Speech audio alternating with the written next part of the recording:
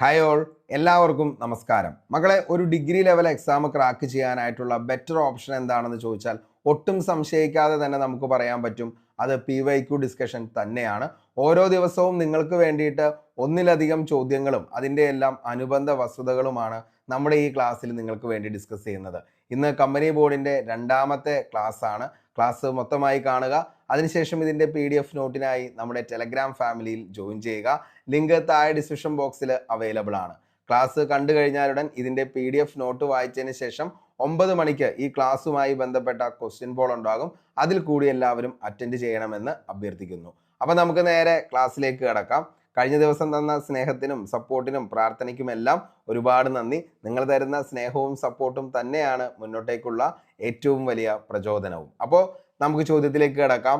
കേരളത്തിലെ ഒന്നാമത്തെ EMS നമ്പൂതിരിപ്പാടിന്റെ കീഴിലുള്ള മന്ത്രിസഭയുമായി ബന്ധപ്പെട്ട ശരിയായ പ്രസ്താവനകൾ ഏതെല്ലാം എന്നുള്ളതാണ് നമ്മുടെ ചോദ്യം. നമുക്ക് ഓരോ പ്രസ്താവനകളിലേക്ക് നോക്കാം. ജോസഫ് മുണ്ടശ്ശേരി ആയിരുന്നു വിദ്യാഭ്യാസ മന്ത്രി. PK ചാത്തൻ മാസ്റ്റർ വ്യവസായ വകുപ്പ് മന്ത്രിയാണ്. KR ഗൗരിയമ്മയായിരുന്നു റവന്യൂ വകുപ്പ് മന്ത്രി.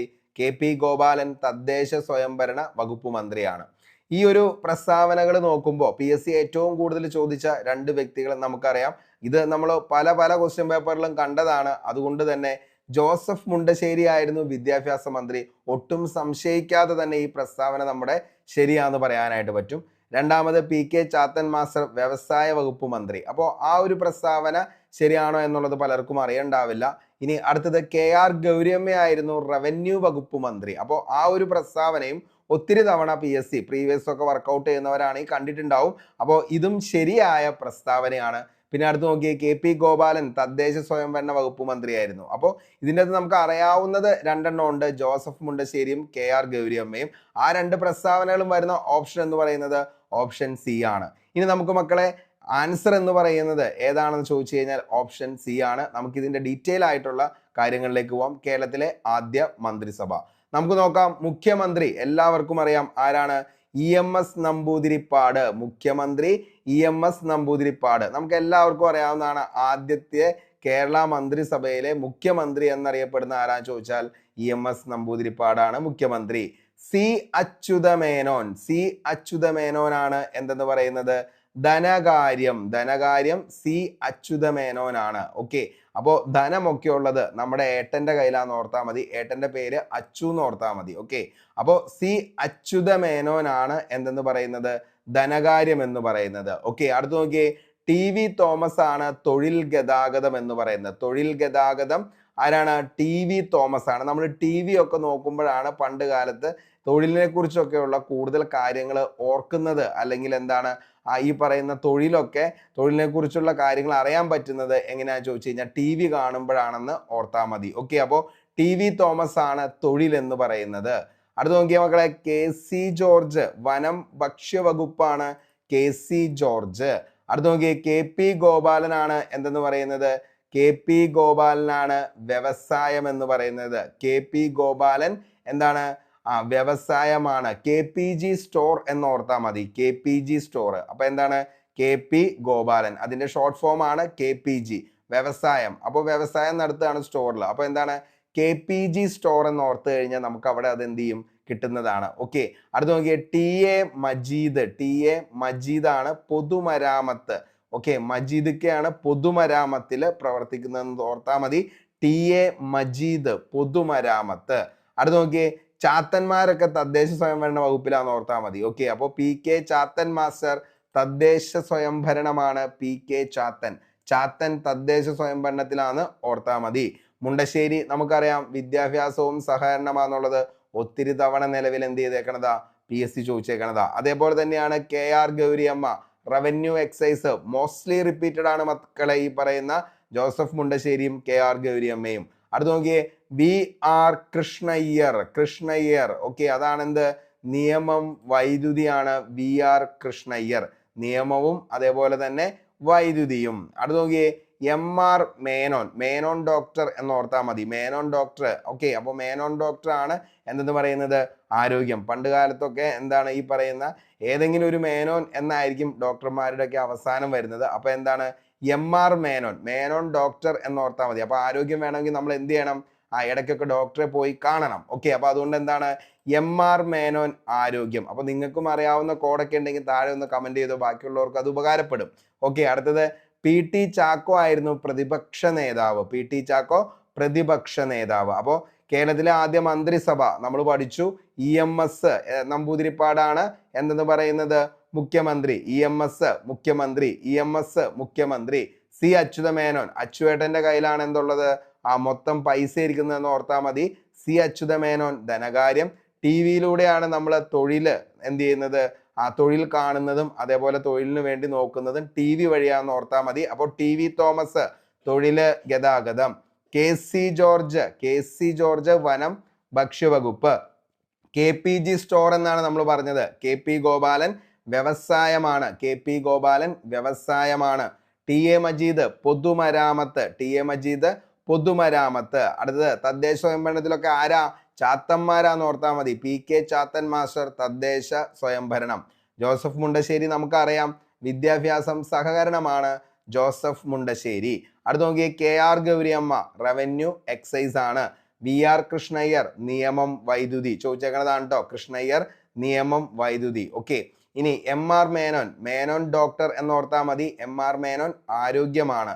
PT ചാക്കോ ആണ് പ്രതിപക്ഷ നേതാവ്. അപ്പോൾ ഇത് മക്കളെ ഉറപ്പായും പഠിച്ചു വയ്ക്കണം. വരുന്ന എക്സാമുകളിൽ പ്രിലിംസിനോ മെയിൻസിനോ ഒക്കെ ആയിട്ട് നമുക്ക് ഒരു ചോദ്യം കേരളത്തിലെ ആദ്യ മന്ത്രിസഭയുമായി ബന്ധപ്പെട്ട് പഠിക്കാനായിട്ട് പഠിച്ചു കഴിഞ്ഞാൽ 1 മാർക്ക് ലഭിക്കുന്നതായിരിക്കും. നമുക്ക് ബാക്കി വസ്തുതകളിലേക്ക് നോക്കാം. കേരളത്തിൽ 1ാം നിയമസഭ നിലവിൽ വന്ന വർഷം എന്നാണെന്ന് ചോദിച്ചാൽ, കേരളത്തിൽ 1ാം നിയമസഭ നിലവിൽ വന്ന വർഷം എന്നാണെന്ന് ചോദിച്ചാൽ മക്കളെ എന്നാ 1957 ഏപ്രിൽ 1. 1ാം നിയമസഭ നിലവിൽ വന്ന വർഷം 57 ഏപ്രിൽ 1. കേരളത്തിൽ 1ാം മന്ത്രിസഭ നിലവിൽ വന്ന എന്നാ ചോദിച്ചാലോ 1957 ഏപ്രിൽ 5. ചോദിച്ചങ്ങനെ ചോദ്യമാണ്. കേരളത്തിൽ 1ാം മന്ത്രിസഭ നിലവിൽ വന്ന വർഷം എന്നാണെന്ന് ചോദിച്ചാൽ മക്കളെ 57 ഏപ്രിൽ 5 ആണ്.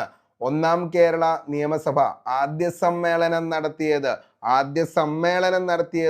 57 ഏപ്രിൽ 27. 1ാം കേരള മന്ത്രിസഭയിലെ മന്ത്രിമാരുടെ എണ്ണം എത്രയാണ്? 11 എണ്ണമാണ്. 11 എണ്ണം. 1ാം കേരള മന്ത്രിസഭയിലെ മന്ത്രിമാരുടെ എണ്ണം എത്രയാണെന്ന് ചോദിച്ചാൽ മക്കളെ 11 എണ്ണം. ഇനി എത്രയായിരുന്നു വനിതാ മന്ത്രിമാരെന്ന് ചോദിച്ചാൽ ഒരേ ഒരു വനിതാ മന്ത്രി നമ്മളിത് ഇവിടെ കണ്ടു. KR Gauriamma revenue excise. KR Gauriamma 5 പ്രാവശ്യം പറഞ്ഞോ മക്കളെ. ആദ്യമായിട്ട് പഠിക്കുന്നവരാണെങ്കിൽ തീർച്ചയായിട്ടും ഉപകാരപ്പെടും. KR Gauriamma revenue excise. Okay, ഇനി നോക്കിയേ 1ാം കേരള നിയമസഭയിലെ വനിതാ അംഗങ്ങൾ എത്രയാണെന്ന് ചോദിച്ചു കഴിഞ്ഞാൽ 6 എണ്ണമാണ്. അപ്പൊ ഒരു വനിതാ മന്ത്രി 6 വനിതാ അംഗങ്ങൾ. ഒരു വനിതാ മന്ത്രി 6 വനിതാ അംഗങ്ങൾ. ഓക്കെ, കേരളത്തിൽ കോടതി വിധിയിലൂടെ നിയമസഭാ അംഗത്വം ലഭിച്ച ആദ്യ വ്യക്തിയാണ് VR കൃഷ്ണയ്യർ. കേരള നിയമസഭയിലെ ആദ്യ സ്പീക്കർ ആരാണെന്ന് ചോദിച്ചു കഴിഞ്ഞാൽ R ശങ്കരനാരായണൻ തമ്പിയാന്നുള്ളതും ഓർത്തു വയ്ക്കുക. അപ്പൊ കേരള നിയമസഭയിലെ ആദ്യ സ്പീക്കർ ആരാന്ന് ചോദിച്ചു കഴിഞ്ഞാൽ മക്കളെ ആരാണ്? നമ്മുടെ R ശങ്കരനാരായണൻ തമ്പിയാന്നുള്ളതും ഓർത്തു വയ്ക്കുക. ഓക്കെ, അപ്പോൾ ഇതിന്റെ ബേസ് ആയിട്ടുള്ള കാര്യങ്ങളാണ് നമ്മൾ പറഞ്ഞത്. 1ാം നിയമസഭ നിലവിൽ വന്നു. കേരളത്തിൽ 1ാം നിയമസഭ നിലവിൽ വന്നത് എന്നാ? ഏപ്രിൽ ഫൂളിന്റെ എന്നാണ് 1957 ഏപ്രിൽ 1. ഏപ്രിൽ 1 1957 1ാം നിയമസഭ നിലവിൽ വന്നു. അതേപോലെ ഇമ്പോർട്ടന്റ് ആണ് കേരളത്തിൽ 1ാം മന്ത്രിസഭ നിലവിൽ വന്നത്. 1ാം മന്ത്രിസഭ 57 ഏപ്രിൽ 5. നിയമസഭ ഏപ്രിൽ 1.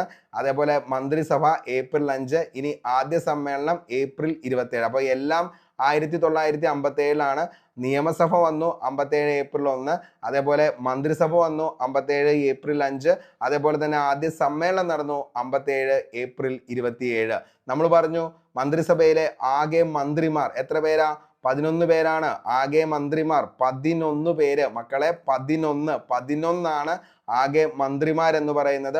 ഒരേ ഒരു വനിതാ മന്ത്രിയാണ് ഉണ്ടായിരുന്നത്. നമ്മൾ പറഞ്ഞു KR ഗൗരിയമ്മ എക്സൈസ്, അതേപോലെ തന്നെ എന്താണ് റവന്യൂ എന്ന് പറയുന്നതാണ് KR ഗൗരിയമ്മ. ഒരേ ഒരു വനിതാ മന്ത്രി. 6 എന്തുണ്ടായിരുന്നു? വനിതാ അംഗങ്ങൾ ഉണ്ടായിരുന്നു. അതേപോലെ തന്നെ എന്താണ് നിലവില് ഈ പറയുന്ന കേരളത്തിൽ കോടതി വിധിയിലൂടെ നിയമസഭ അംഗത്വം ലഭിച്ച ആദ്യ വ്യക്തി ചോദിച്ചു കഴിഞ്ഞാൽ VR കൃഷ്ണയ്യർ ആണ്. കേരള നിയമസഭയിൽ ആദ്യ സ്പീക്കർ ചോദിച്ചു കഴിഞ്ഞാൽ R ശങ്കരനാരായണൻ തമ്പിയാണ്. അപ്പൊ മക്കളെ നോക്കിയേ, EMS നമ്പൂതിരിപ്പാട് ആരാണ്? മുഖ്യമന്ത്രിയാണ്. സി അച്യുതമേനോൻ, അച്ചുവേട്ടനാണ് ധനകാര്യം. ടി വിയിലൂടെയാണ് നമ്മൾ തൊഴിലും ഗതാഗതവും കാണുന്നത്. അടുത്ത് നോക്കിയേ, കെ സി ജോർജ് ആണ് വനം ഭക്ഷ്യ വകുപ്പ്. കെ പി ആർ ഗോപാലനാണ് വ്യവസായം. ടി എ മജീദ് പൊതുമരാമത്ത്. പി കെ ചാത്തൻ മാസ്റ്ററാണ് തദ്ദേശ സ്വയംഭരണം. ജോസഫ് മുണ്ടശ്ശേരിയാണ് വിദ്യാഭ്യാസം സഹകരണം. കെ ആർ ഗൗരിയമ്മയാണ് എക്സൈസ്. വി ആർ കൃഷ്ണയ്യർ നിയമം വൈദ്യുതി. എം ആർ മേനോനാണ് ആരോഗ്യം. പി ടി ചാക്കോ ആണ് എന്തെന്ന് പറയുന്നത് പ്രതിപക്ഷ നേതാവ്. സംഭവം സെറ്റല്ലേട മക്കളെ. അപ്പോൾ ഒന്നാമത്തെ ചോദ്യം, അപ്പോൾ ഇതിൻ്റെ അകത്ത് നോക്കിക്കഴിഞ്ഞാൽ മനസ്സിലാവും. നോക്കിയേ, ജോസഫ് മുണ്ടശ്ശേരി വിദ്യാഭ്യാസം ശരിയാണ്. പി കെ ചാത്തൻ എവിടെയായിരുന്നു? തദ്ദേശ സ്വയംഭരണമാണ്. നോക്കിയത് പി കെ ചാത്തൻ തദ്ദേശ സ്വയംഭരണം. ഈ പ്രസ്താവന തെറ്റാണ്. അടുത്ത് നോക്കിയേ, കെ ആർ ഗൗരിയമ്മയായിരുന്നു റവന്യൂ വകുപ്പ്. നോക്കിയേ, കെ ആർ ഗൗരിയമ്മ എവിടെയാണ് മക്കളെ? കെ ആർ ഗൗരിയമ്മ എന്ന് പറയുന്നത് K R Gauriamma revenue excise ആണ് കെ ആർ ഗൗരിയമ്മ. ശരിയാണ്. അടുത്ത് നോക്കിയേ, കെ പി ഗോപാലൻ എന്താണ്? കെ പി ജി എന്നല്ലേ പറഞ്ഞത്? കെ പി ജി സ്റ്റോർ എന്നാണ് നമ്മൾ പറഞ്ഞത്. നോക്കിയേ, കെ പി ഗോപാലൻ വ്യവസായമാണ്. ഇവിടെ നോക്കിയേ, കെ പി ഗോപാലൻ തദ്ദേശ സ്വയംഭരണ വകുപ്പ്. ഇതും എന്താണ്? തെറ്റായ പ്രസ്താവനയാണ്. അപ്പൊ നമ്മുടെ നിലവിൽ ഇതിൻ്റെ അകത്ത് മക്കളെ ശരി എന്ന് പറയുന്നത് ജോസഫ് മുണ്ടശ്ശേരി വിദ്യാഭ്യാസ മന്ത്രിയും അതേപോലെ തന്നെ കെ ആർ ഗൗരിയമ്മ റവന്യൂ വകുപ്പ് മന്ത്രിയും. മക്കളെ അങ്ങനെയാണെങ്കിൽ നമ്മുടെ ആൻസർ എന്ന് പറയുന്നത് പറയണ മക്കളെ ഏതാണ്? നമ്മുടെ സി ആണ്. ഓപ്ഷൻ സി ആണ് നമ്മുടെ ആൻസർ എന്ന് പറയുന്നത്. 1ഉം 3ഉമാണ് പ്രസ്താവനകൾ ശരി എന്ന് പറയുന്നത്. അതായത് ആരൊക്കെ? ജോസഫ് മുണ്ടശ്ശേരി വിദ്യാഭ്യാസവും കെ ആർ ഗൗരിയമ്മ റവന്യൂ വകുപ്പും. ബാക്കിയെല്ലാം നിങ്ങൾക്ക് മനസ്സിലായി എന്ന് കരുതുന്നു. അപ്പോൾ നിയമസഭ എന്നാണ് നിലവിൽ വന്നത്? 57 ഏപ്രിൽ 1. അതേപോലെ തന്നെ ആദ്യ മന്ത്രിസഭ വന്നത് 57 ഏപ്രിൽ 5. അതേപോലെ ആദ്യ സമ്മേളനം 57 ഏപ്രിൽ 27. അപ്പോൾ വനിതാ മന്ത്രിമാരുടെ എണ്ണം 1 അതേപോലെ ആകെ വനിതകളുടെ എണ്ണം ചോദിച്ചു കഴിഞ്ഞാൽ മക്കളെ അത് 8 ഓർക്കുക. സെറ്റല്ലേട മക്കളെ. നമുക്ക് അടുത്തതിലേക്ക് പോവാം. മാൻസബ്ദാരി സമ്പ്രദായം നടപ്പിലാക്കിയത് ആരാണ്? ഓക്കെ, മാൻസബ്ദാരി സമ്പ്രദായം നടപ്പിലാക്കിയത് ആരാണ് എന്നുള്ളതാണ് നമ്മുടെ ചോദ്യം. ഓപ്ഷൻ നോക്കിയേ, ഷേർഷാ, അക്ബർ, ഷാജഹാൻ, ഔറംഗസേബ്. ഓക്കെ, മൻസബ്ദാരി സമ്പ്രദായം നടപ്പിലാക്കിയത് ആരാണ്? അക്ബർ ആണ് മൻസബ്ദാരി സമ്പ്രദായം നടപ്പിലാക്കിയത്. നമ്മുടെ ആൻസർ ഓപ്ഷൻ ബി ആണ്. മൻസബ്ദാരി സമ്പ്രദായം നടപ്പിലാക്കിയത് ആരാണ് എന്ന് ചോദിച്ചു കഴിഞ്ഞാൽ ആരാണ് മക്കളെ? അക്ബർ ആണ്. മാൻസബ്ദാരി അക്ബർ, മാൻസബ്ദാരി അക്ബർ, മാൻസബ്ദാരി അക്ബർ. ഒരു 5 പ്രാവശ്യം പറഞ്ഞോ, നഷ്ടമില്ല. ഓക്കെ, സൈനിക ശക്തിയോടൊപ്പം പ്രബുദ്ധന്മാരുടെയും ഉദ്യോഗസ്ഥരുടെയും പിന്തുണ ഉറപ്പാക്കാൻ അക്ബർ സ്വീകരിച്ച സമ്പ്രദായമാണ് എന്തെന്ന് പറയുന്നത്? മാൻസബ്ദാരി എന്ന് പറയുന്നത്. ഓക്കെ, അപ്പോൾ സൈനിക ശക്തിയും പ്രബുദ്ധന്മാരുടെയും ഉദ്യോഗസ്ഥരുടെയും പിന്തുണ ഉറപ്പാക്കാൻ അക്ബർ സ്വീകരിച്ച ഒരു സമ്പ്രദായമാണ് ഏതെന്ന് പറയുന്നത്? മാൻസബ്ദാരി എന്ന് പറയുന്നത്. അപ്പോൾ സൈനിക ശക്തിയോടൊപ്പം പ്രബുദ്ധന്മാരുടെയും ഉദ്യോഗസ്ഥരുടെയും പിന്തുണ ലഭിക്കാനാണ് മാൻസബ്ദാരി. ആര് നടപ്പിലാക്കി? അക്ബർ നടപ്പിലാക്കി. മാൻസബ്ദാരി ആരുടെ സംഭാവന? അക്ബറുടെ സംഭാവന. മാൻസബ്ദാരി സമ്പ്രദായം അക്ബർ കടം കൊണ്ടത് എവിടെ നിന്നാണ് ചോദിച്ചു കഴിഞ്ഞാൽ മധ്യേഷ്യയിൽ നിന്നാണ്. ഓക്കെ, അപ്പോൾ മാൻസബ്ദാരി സമ്പ്രദായം അക്ബർ കടം കൊണ്ടത് എവിടെ നിന്നാ മക്കളെ? മധ്യേഷ്യയിൽ നിന്നാണ്. മാൻസബ് എന്ന പദം കൊണ്ട് മുഗൾ സൈനിക ഉദ്യോഗസ്ഥന്റെ പദവിയാണ് അർത്ഥമാക്കുന്നത്. ഓക്കെ, അപ്പോൾ എന്താണ് മാൻസബ് എന്നതുകൊണ്ട് ഉദ്ദേശിക്കുന്നത് എന്ന് ചോദിച്ചു കഴിഞ്ഞാൽ എന്താണ്? മുഗൾ സൈനിക ഉദ്യോഗസ്ഥന്റെ പദവിയാണ് മാൻസബ് എന്ന പദം കൊണ്ട് ഉദ്ദേശിക്കുന്നത്. മക്കളെ, മാൻസബ് എന്ന പദം കൊണ്ട് ഉദ്ദേശിക്കുന്നത് എന്താ? മുഗൾ സൈനിക ഉദ്യോഗസ്ഥന്റെ പദവി. മാൻസബ് എന്ന പദവി വഹിച്ചിരുന്നവർ അറിയപ്പെടുന്നതാണ് മാൻസബ്ദാർ എന്നുള്ളത്. അപ്പോൾ മാൻസബ് എന്ന പദവി വഹിച്ചിരുന്നവർ അറിയപ്പെട്ടതാണ് എന്തെന്ന്? മാൻസബ്ദാർ എന്ന്. ഓക്കെ, അപ്പോൾ മുഗൾ സൈനിക ഉദ്യോഗസ്ഥ പദവിയാണ് മാൻസബ് എന്ന് പറയുന്നത്. ഈ പദവി വഹിച്ചിരുന്നവർ അറിയപ്പെട്ടത് മക്കളെ ഏത് പേരിലാ? മാൻസബ്ദാർ എന്ന പേരിലാണ് അറിയപ്പെട്ടത്. ഇത് ആരുടെ സംഭാവനയായിരുന്നു? അക്ബറുടെ സംഭാവനയായിരുന്നു. എവിടെ നിന്നാണ് അദ്ദേഹം ഇത് കടമെടുത്തത്? മധ്യേഷ്യയിൽ നിന്നാണ് അദ്ദേഹം ഇത് കടമെടുത്തത്. മാൻസബ്ദാരി എന്ന സമ്പ്രദായത്തിലൂടെ ഉദ്യോഗസ്ഥരുടെ പദവി, ശമ്പളം, സൈനിക ഉത്തരവാദിത്തം എന്നിവ തരംതിരിച്ച് നിർണയിച്ചു. അപ്പോൾ മാൻസബ്ദാരി എന്ന സമ്പ്രദായത്തിലൂടെ എന്ത് ചെയ്തു? ഉദ്യോഗസ്ഥരുടെ പദവി, അതേപോലെ തന്നെ എന്താണ്? സൈനിക ഉത്തരവാദിത്തം എന്നിവയൊക്കെ എന്ത് ചെയ്തു? തരം തിരിച്ച് നിർണയിച്ചു. മാൻസബ്ദാർ നിലനിന്നിരുന്ന കുതിരപ്പടയാളികളുടെയും കുതിരകളുടെയും എണ്ണത്തെ അടിസ്ഥാനമാക്കിയായിരുന്നു പദവി നിർണയിച്ചിരുന്നത്. അപ്പോൾ ഈ പദവി നിർണയിക്കാനായിട്ട് അവരെടുത്ത മാനദണ്ഡം എന്താണെന്ന് ചോദിച്ചാൽ മക്കളെ, കുതിരപ്പടയാളികളുടെയും കുതിരകളുടെയും എണ്ണത്തെ അടിസ്ഥാനമാക്കിയായിരുന്നു ഈ പദവി നിർണയിച്ചിരുന്നത്. 30-ലധികം പദവികളിലായി 10 മുതൽ 10,000 വരെ കുതിരകളുള്ള മാൻസബ്ദാർ അക്ബറുടെ സൈന്യത്തിലുണ്ടായിരുന്നു. അപ്പോൾ 30-ലധികം പദവികളാണ് ഈ പറയുന്ന രീതിയിൽ അവർ തരംതിരിച്ചത്. അതായത് 10 മുതൽ 10,000 വരെ കുതിരകളുള്ള മാൻസബ്ദാർമാർ ഈ സൈന്യത്തിൽ ഉണ്ടായിരുന്നു എന്നാണ് പറയപ്പെടുന്നത്. സദ് എന്ന വാക്കിനർത്ഥം എന്ന് ചോദിച്ചു കഴിഞ്ഞാൽ വ്യക്തിയാണ്. ഇത് സൈന്യത്തിൽ ഒരു വ്യക്തിയുടെ സ്ഥാനവും വേതനവും നിജപ്പെടുത്തുന്നു. സവർ ഒരാൾ സംരക്ഷിക്കപ്പെടേണ്ട കുതിരപ്പടയാളികളുടെ എണ്ണമാണ് സവർ എന്നതുകൊണ്ട് ഉദ്ദേശിക്കുന്നത്. അപ്പോൾ സദ് എന്ന വാക്കിന്റെ അർത്ഥം എന്താ? വ്യക്തി എന്നാണ്. ഇത് സൈന്യത്തിൽ ഒരു വ്യക്തിയുടെ സ്ഥാനവും വേതനവും എന്ത് ചെയ്യുന്നു? നിജപ്പെടുത്തുന്നു. സവർ എന്ന് പറഞ്ഞാൽ ഒരാൾ സംരക്ഷിക്കപ്പെടേണ്ട പടയാളികളുടെ എണ്ണമാണ് സവർ എന്നതുകൊണ്ട് ഉദ്ദേശിക്കുന്നത്. അപ്പോൾ സവർ എന്നതുകൊണ്ട് ഉദ്ദേശിക്കുന്നത് എന്താണ് എന്ന് ചോദിച്ചു കഴിഞ്ഞാൽ കുതിരപ്പടയാളികളുടെ എണ്ണത്തെയാണ്. അതായത് സംരക്ഷിക്കേണ്ട കുതിരപ്പടയാളികളുടെ എണ്ണമാണ് സവർ എന്നതുകൊണ്ട് ഉദ്ദേശിക്കുന്നത് എന്നുള്ളത് ഓർക്കുക. അപ്പോൾ നമ്മൾ പറഞ്ഞു എന്താണ് മാൻസബ്ദാരി എന്ന് ചോദിച്ചു കഴിഞ്ഞാൽ മക്കളെ എന്താണ്? സൈനിക ശക്തിയോടൊപ്പം പ്രബുദ്ധന്മാരുടെയും ഉദ്യോഗസ്ഥരുടെയും പിന്തുണ ഉറപ്പാക്കാൻ അക്ബർ സ്വീകരിച്ച സമ്പ്രദായത്തെയാണ് മാൻസബ്ദാരി എന്ന് പറയുന്നത്. ഇത് കടമെടുത്തത് മധ്യേഷ്യയിൽ നിന്നാണ്. മാൻസബ് എന്ന് പറഞ്ഞാൽ മുഗൾ സൈനിക ഉദ്യോഗസ്ഥന്റെ പദവിയാണ് അർത്ഥമാക്കുന്നത്. ഇതിൽ മാൻസബ് എന്ന പദവി വഹിച്ചിരുന്നവർ അറിയപ്പെട്ടത് മാൻസബ്ദാർ എന്ന പേരിലാണ്. മാൻസബ്ദാർ എന്ന സമ്പ്രദായത്തിലെ ഉദ്യോഗസ്ഥരുടെ പദവി, ശമ്പളം, സൈനിക ഉത്തരവാദിത്തം എന്നിവ തരം തിരിച്ച് നിർണയിച്ചു. മാൻസബ്ദാർ നിലനിർത്തിയിരുന്ന കുതിരപ്പടയാളികളുടെയും കുതിരകളുടെയും എണ്ണത്തെ അടിസ്ഥാനമാക്കിയാണ് ഈ പദവി നിർണയിച്ചിരുന്നത്. ഓക്കെ, അതേപോലെ തന്നെ എന്താണ്? 30-ലധികം പദവികളിൽ ആയി 10 മുതൽ 10,000 വരെ കുതിരകളുള്ള മാൻസബ്ദാർമാർ അക്ബറുടെ സൈന്യത്തിൽ ഉണ്ടായിരുന്നു എന്നുള്ളത് കൂടി മക്കളെ മനസ്സിലാക്കി വെക്കുക. ഓക്കെ, ഇനി അടുത്തത് നമുക്ക് നോക്കാം. ഓപ്ഷൻ ഹുമയൂണിനാണ്. അപ്പോൾ ഹുമയൂണിനെ പരാജയപ്പെടുത്തി സൂർവംശം സ്ഥാപിക്കപ്പെട്ട ഭരണാധികാരിയാണ് ഷേർഷാ സൂരി എന്ന് പറയുന്നത്. ഷേർഷാ സൂരിനെ കുറിച്ച് നമുക്ക് ഓപ്ഷനിലുണ്ട്. അപ്പോൾ ഷേർഷാ കണ്ടോ, ഷേർഷാ. അപ്പൊ അക്ബറെ കുറിച്ച് നമ്മൾ പഠിച്ചു. അടുത്ത ഷേർഷയെ കുറിച്ചാണ് നമ്മൾ പറയാനായിട്ട് പോകുന്നത്. അപ്പൊ മക്കളെ ഓരോ ഓപ്ഷനുകളും പഠിച്ച് സെറ്റായിട്ടാണ് പോകുന്നത്. ഇതിനപ്പുറത്തേക്ക് നിങ്ങൾക്ക് പഠിക്കേണ്ട യാതൊരു ആവശ്യകതയുമില്ല. ഉറപ്പായും നിങ്ങൾ ഇതിൻ്റെ അകത്ത് നല്ലൊരു റാങ്കിലേക്ക് വന്നിരിക്കും, നന്നായി പഠിച്ചു പോയി കഴിഞ്ഞാൽ. ഓക്കെ, അപ്പൊ നമുക്ക് നോക്കാം. ഹുമയൂണിനെ പരാജയപ്പെടുത്തി സൂർവംശം സ്ഥാപിക്കപ്പെട്ട ഭരണാധികാരി ആരാ മക്കളെ? ഷേർഷാ സൂരിയാണ്. ആരാണ്? ഷേർഷാ സൂരി. അപ്പോ ഹുമയൂണിനെ പരാജയപ്പെടുത്തി സൂർവംശം സ്ഥാപിക്കപ്പെട്ട ഭരണാധികാരിയാണ് ആരെന്ന് പറയുന്നത്? ഷേർഷാ സൂരി എന്ന് പറയുന്നത്.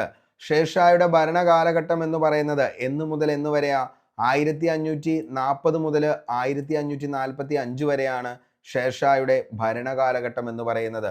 ഷേർഷാ പുറത്തിറക്കിയ വെള്ളി നാണയം റുപ്പിയ വെരി വെരി ഇമ്പോർട്ടൻ്റ് ആണ്.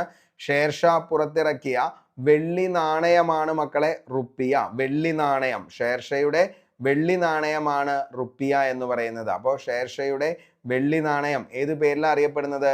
റുപ്പിയ. ഷേർഷാ പുറത്തിറക്കിയ ചെമ്പ് നാണയം ദാം എന്ന പേരിലാണ് പുറത്തിറക്കിയ ചെമ്പ് നാണയം ദാം. ഇനി ഷേർഷാ പുറത്തിറക്കിയ സ്വർണ്ണ നാണയമാണ് മൊഹർ എന്ന പേരിൽ അറിയപ്പെടുന്നത്. ഓക്കെ, അപ്പോൾ നോക്കിയേ, അതായത് വെള്ളി നാണയം ഷേർഷയുടെ റുപ്പിയാണ്, ചെമ്പ് നാണയം ദാമാണ്. ഇനി സ്വർണ്ണ നാണയം ചോദിച്ചു കഴിഞ്ഞാൽ അത് മൊഹറാണ്. ഓക്കെ, സ്വർണ്ണ നാണയം മൊഹറാണ്. ഇന്ത്യൻ രൂപയുടെ മുൻഗാമി എന്നറിയപ്പെടുന്നത് നമുക്കറിയാം റുപ്പിയാണ് ഇന്ത്യൻ രൂപയുടെ മുൻഗാമി എന്ന് അറിയപ്പെടുന്നത്. ഇന്ത്യൻ രൂപയുടെ മുൻഗാമി എന്നറിയപ്പെടുന്നത് റുപ്പിയ. ഭരണപരിഷ്കാരത്തിന്റെ കാര്യത്തിൽ അക്ബറുടെ മുൻഗാമി എന്നറിയപ്പെടുന്നത് ഷേർഷയാണ്. അപ്പോൾ ഭരണപരിഷ്കാരത്തിന്റെ കാര്യത്തിൽ അക്ബറുടെ മുൻഗാമി എന്നറിയപ്പെടുന്നത് ആരാന്ന് ചോദിച്ചാൽ അത് ഷേർഷയാണ്. ഇന്ത്യയുടെ ഏറ്റവും വലിയ മസ്ജിദായ ഡൽഹിയിലെ ജുമാ മസ്ജിദ് നിർമ്മിച്ച മുഗൾ ചക്രവർത്തി ആരാന്ന് ചോദിച്ചാൽ അത് ഷാജഹാനാണ്. ഓക്കെ, അപ്പോൾ ഇത്രയും കാര്യങ്ങളാണ് നമുക്ക് ഷേർഷയെ കുറിച്ച് പഠിക്കാനുള്ളൂ. ഇനി ഷാജഹാനാണ്. താജ്മഹൽ പ്രത്യേകിച്ച് ഒന്നും പറയാനില്ല. നമ്മൾ ഷാജഹാൻ എന്ന് പറഞ്ഞു കഴിഞ്ഞാൽ അപ്പം തന്നെ നമ്മൾ എങ്ങോട്ടേക്ക് പോകും? താജ്മഹലിലേക്ക് പോകും. അപ്പോൾ താജ്മഹലിന്റെ ശില്പി ആരാന്ന് ചോദിച്ചാൽ അത് ഉസ്താദ് ഈസയാണ്. ഓക്കെ, അപ്പോൾ ഉസ്താദ് ഈസയാണ് താജ്മഹലിന്റെ ശില്പി എന്ന് പറയുന്നത്.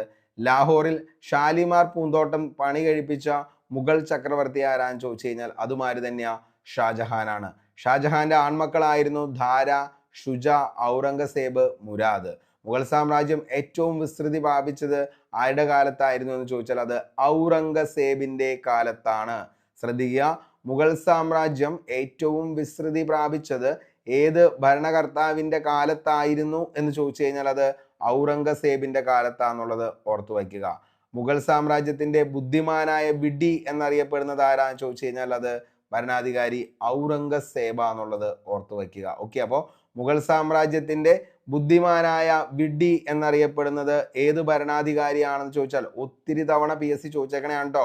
മുഗൾ സാമ്രാജ്യത്തിന്റെ ബുദ്ധിമാനായ വിഡി എന്നറിയപ്പെടുന്നത് ആരാന്ന് ചോദിച്ചു കഴിഞ്ഞാൽ അത് ആരാണ്? ഔറംഗസേബാണ്. മുഗൾ സാമ്രാജ്യത്തിന്റെ ബുദ്ധിമാനായ വിഡി എന്നറിയപ്പെടുന്ന ഭരണാധികാരി ചോദിച്ചു കഴിഞ്ഞാൽ മക്കളെ അതാരാണ്? ഔറംഗസേബാണ്. അപ്പോൾ മുഗൾ സാമ്രാജ്യത്തിന്റെ ബുദ്ധിമാനായ വിഡി എന്നറിയപ്പെടുന്ന ഭരണാധികാരി ആരാണ്? ഔറംഗസേബാണ് എന്നുള്ളത് ഓർത്തു വയ്ക്കുക. ഓക്കെ, അപ്പോൾ ഇത്രയും കാര്യങ്ങളാണ് ഈ ഒരു ചോദ്യവുമായി ബന്ധപ്പെട്ട് പഠിക്കാനുള്ളൂ. നമ്മൾ 4 ഓപ്ഷനും മക്കളെ എന്താണ് ഡിസ്കസ് ചെയ്താണ് പോയത്. അപ്പോൾ മാൻസബ്ദാരി അക്ബറാന്നുള്ളത് നമ്മൾ പറഞ്ഞു. അതേപോലെ തന്നെ സൈനിക ശക്തിയോടൊപ്പം പ്രബുദ്ധന്മാരുടെയും ഉദ്യോഗസ്ഥരുടെയും പിന്തുണ ഉറപ്പാക്കാനാണ് അക്ബർ എന്ത് സ്വീകരിച്ചത്? മാൻസബ്ദാരി സ്വീകരിച്ചത്. ഇത് കടം കൊണ്ടത് മധ്യേഷ്യയിൽ നിന്നാണ്. മാൻസബ് എന്ന പദം മുഗൾ സൈനിക ഉദ്യോഗസ്ഥന്റെ പദവിയാണ് ഇവിടെ അർത്ഥമാക്കുന്നത്.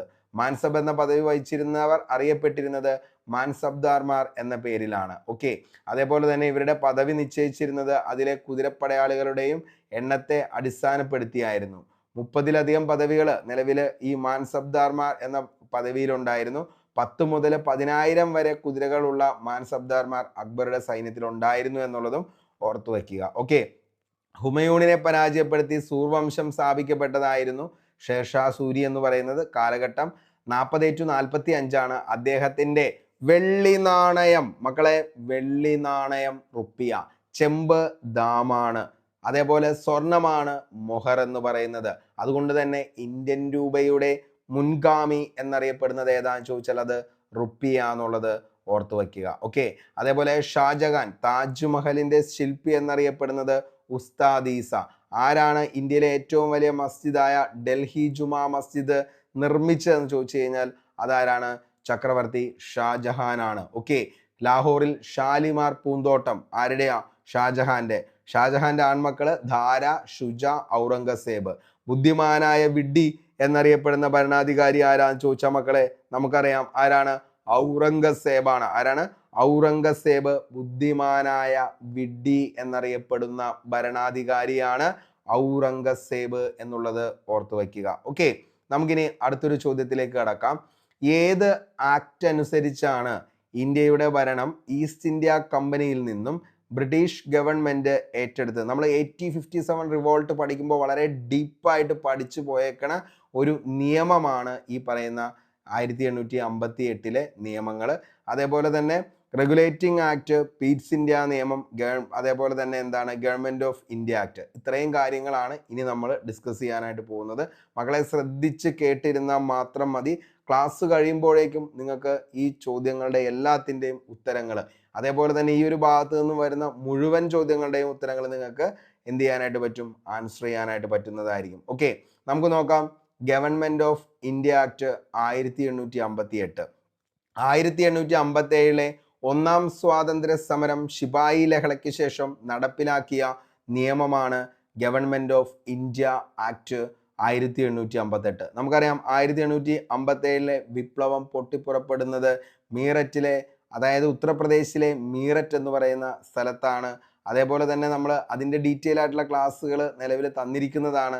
താല്പര്യമുള്ളവരുണ്ടെങ്കിൽ കമ്പനി ബോർഡ് LGSന്റെ പ്ലേലിസ്റ്റ് നോക്കി കഴിഞ്ഞാൽ ആദ്യത്തെ ക്ലാസ് ആണ് 1857 റിവോൾട്ട്. ഒന്ന് പോയി കണ്ടോ. എന്തെങ്കിലും ഡൗട്ട് ഉണ്ടെങ്കിൽ പക്ക ക്രിസ്റ്റൽ ക്ലാരിറ്റിയോടുകൂടി പറഞ്ഞു തീർത്തേക്കുന്നതാണ് ആ ക്ലാസ്. ഓക്കെ, അപ്പോൾ 1857 ഒന്നാം സ്വാതന്ത്ര്യ സമരം ശിപായി ലഹളയ്ക്ക് ശേഷം നടപ്പിലാക്കിയ നിയമമാണ് മക്കളെ ഗവൺമെന്റ് ഓഫ് ഇന്ത്യ ആക്ട് 1858 എന്ന് പറയുന്നത്. 1858 ഗവൺമെന്റ് ഓഫ് ഇന്ത്യ ആക്ട് പ്രകാരം ഇന്ത്യയുടെ ഭരണം മുഴുവനായും ബ്രിട്ടീഷ് രാജ്ഞിയുടെ കീഴിലായി. ഓക്കെ, അപ്പോൾ 1858 ഗവൺമെന്റ് ഓഫ് ഇന്ത്യ ആക്ട് പ്രകാരം ഇന്ത്യയുടെ ഭരണം എന്ന് പറയുന്നത് മുഴുവനായും ആരുടെ കീഴിലായി? ബ്രിട്ടീഷ് രാജ്ഞിയുടെ കീഴിലായി. ഈ നിയമപ്രകാരം ഇന്ത്യൻ ജനതയെ ഭരിക്കാനായി ബ്രിട്ടീഷ് ഗവൺമെന്റ് ഏർപ്പെടുത്തിയ പദവിയാണ് സെക്രട്ടറി ഓഫ് സ്റ്റേറ്റ് എന്ന് പറയുന്നത്. ഓക്കെ, അപ്പോൾ ഈ നിയമപ്രകാരം ഇന്ത്യൻ ജനതയെ ഭരിക്കാനായി ബ്രിട്ടീഷ് ഗവൺമെന്റ് ഏർപ്പെടുത്തിയ പദവിയാണ് ഏതെന്ന് പറയുന്നത്? സെക്രട്ടറി ഓഫ് സ്റ്റേറ്റ് എന്ന് പറയുന്നത്. സെക്രട്ടറി ഓഫ് സ്റ്റേറ്റ് ബ്രിട്ടീഷ് ക്യാബിനറ്റിലെ അംഗമാണ്. ഈസ്റ്റ് ഇന്ത്യ കമ്പനിയുടെ ഭരണം അവസാനിക്കാൻ കാരണമായ നിയമം ഏതാണെന്ന് ചോദിച്ചു കഴിഞ്ഞാൽ അതും ഏത് തന്നെയാ? Government of India act 1858. ഭരണമാറ്റത്തിന്റെ ഫലമായി പിൻവലിക്കപ്പെട്ട ഈസ്റ്റ് ഇന്ത്യ കമ്പനിയുടെ നിയമമായിരുന്നു ദത്തവകാശ നിരോധന നിയമം. ഓക്കെ, അപ്പോൾ ഭരണമാറ്റത്തിന്റെ ഫലമായി പിൻവലിക്കപ്പെട്ട ഈസ്റ്റ് ഇന്ത്യ കമ്പനിയുടെ നിയമം എന്താണെന്ന് ചോദിച്ചു കഴിഞ്ഞാൽ അതായിരുന്നു ദത്തവകാശ നിരോധന നിയമം എന്ന് പറയുന്നത്. കാരണം ദത്തവകാശ നിരോധന നിയമം വഴിയാണ് കേരളത്തിലെ ഒട്ടുമിക്ക നാട്ടുരാജാക്കന്മാരുടെയും അവരുടെ സ്വത്തുകൾ ബ്രിട്ടീഷുകാരെ ഏറ്റെടുക്കാനായി ശ്രമിച്ചത്. അതിൻ്റെ കൂടെ തന്നെ അവരെന്ത് ചെയ്തു? നിലവിലെ ആൺമക്കളില്ലാത്ത ഭരണാധികാരികളുടെ സ്വത്തുകൾ കൂടി അവരെ വധിച്ചതിന് ശേഷം ഏറ്റെടുക്കാൻ വരെ ശ്രമിച്ച ആളുകളായിരുന്നു ബ്രിട്ടീഷുകാർ. അപ്പോൾ അതുകൊണ്ട് തന്നെ വലിയ പ്രശ്നങ്ങളിലേക്കാണ് ഈ ഒരു നിയമം കൊണ്ടുപോയി എത്തിച്ചത്. അപ്പോൾ ഈ ഒരു നിയമം പെട്ടെന്നൊന്ന് നിർത്തിക്കഴിഞ്ഞു കഴിഞ്ഞാൽ അത് ഈ പറയുന്ന രാജാക്കന്മാരുടെ ഇടയിലും അതേപോലെ തന്നെ സാധാരണക്കാരായിട്ടുള്ള ജനങ്ങളുടെ ഇടയിലൊക്കെ വലിയൊരു ഇമ്പാക്റ്റ് ഉണ്ടാക്കുമെന്ന് മനസ്സിലായത് കൊണ്ടാണ് ദത്തവകാശ നിരോധന നിയമം ആദ്യം ചെയ്തത്? അവർ എടുത്തു കളഞ്ഞത്. ഓക്കെ, അപ്പോൾ ഭരണമാറ്റത്തിന്റെ ഫലമായി പിൻവലിക്കപ്പെട്ട ഈസ്റ്റ് ഇന്ത്യ കമ്പനിയുടെ നിയമം ചോദിച്ചു കഴിഞ്ഞാൽ അത് ദത്തവകാശ നിരോധന നിയമമാണ്.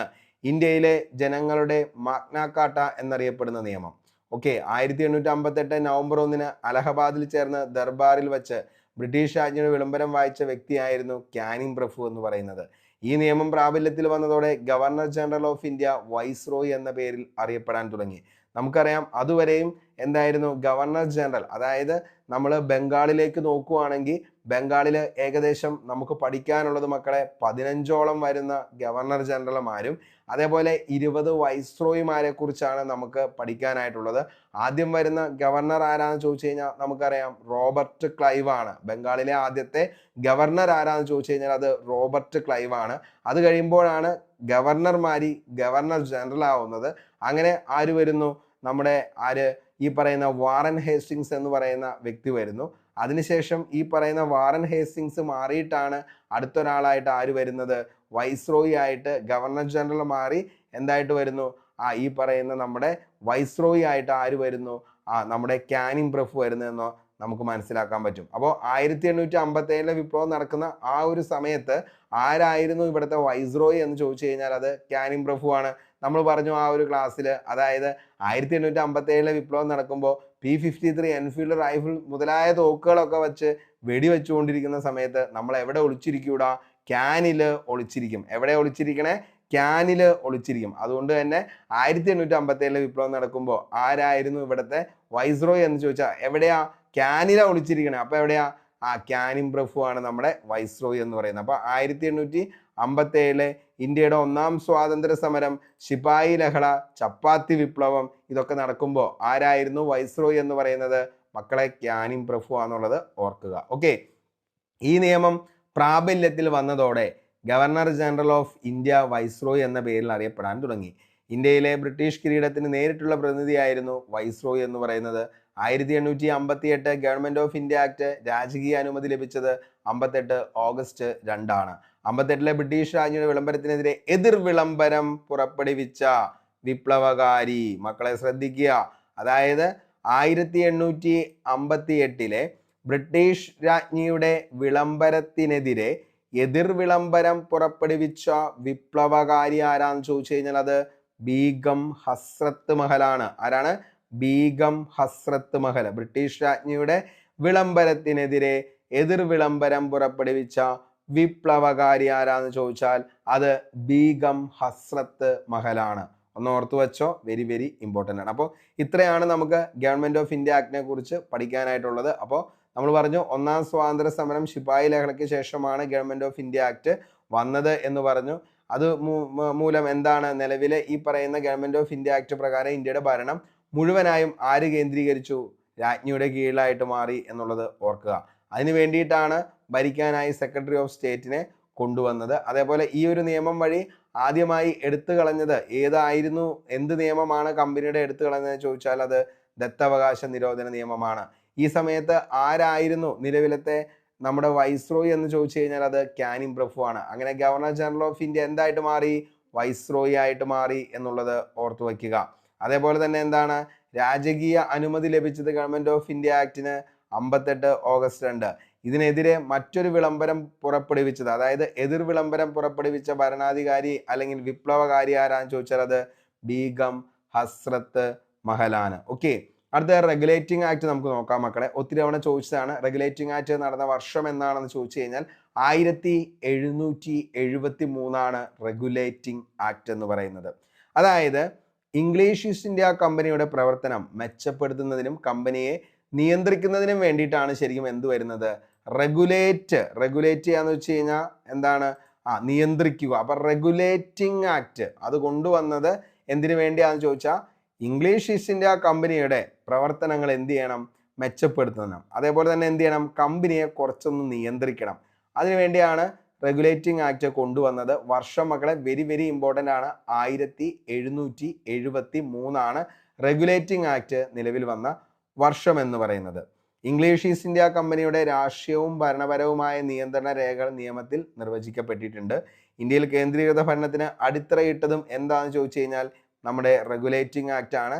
ഇന്ത്യയിൽ കേന്ദ്രീകൃത ഭരണത്തിന് അടിത്തറയിട്ട നിയമം ഏതാണെന്ന് ചോദിച്ചാൽ അത് റെഗുലേറ്റിംഗ് ആക്ട് ആണ്. 1773 റെഗുലേറ്റിംഗ് ആക്ട് പ്രകാരം ഗവർണർ ഓഫ് ബംഗാൾ എന്നത് ഗവർണർ ജനറൽ ഓഫ് ബംഗാൾ എന്നായി മാറി. ഓക്കെ, അപ്പോൾ അങ്ങനെയാണ് റെഗുലേറ്റിംഗ് ആക്ട് പ്രകാരമാണ് ഗവർണർ ഓഫ് ബംഗാൾ, അതായത് നമ്മൾ ആദ്യം പറഞ്ഞു റോബർട്ട് ക്ലൈവ്, അതെന്തായി ഈ പറയുന്ന വാറൻ ഹേസ്റ്റിംഗ് വന്നപ്പോഴത്തേക്കും ഗവർണർ ജനറൽ ഓഫ് ബംഗാൾ എന്നായി മാറുകയും ഉണ്ടായി.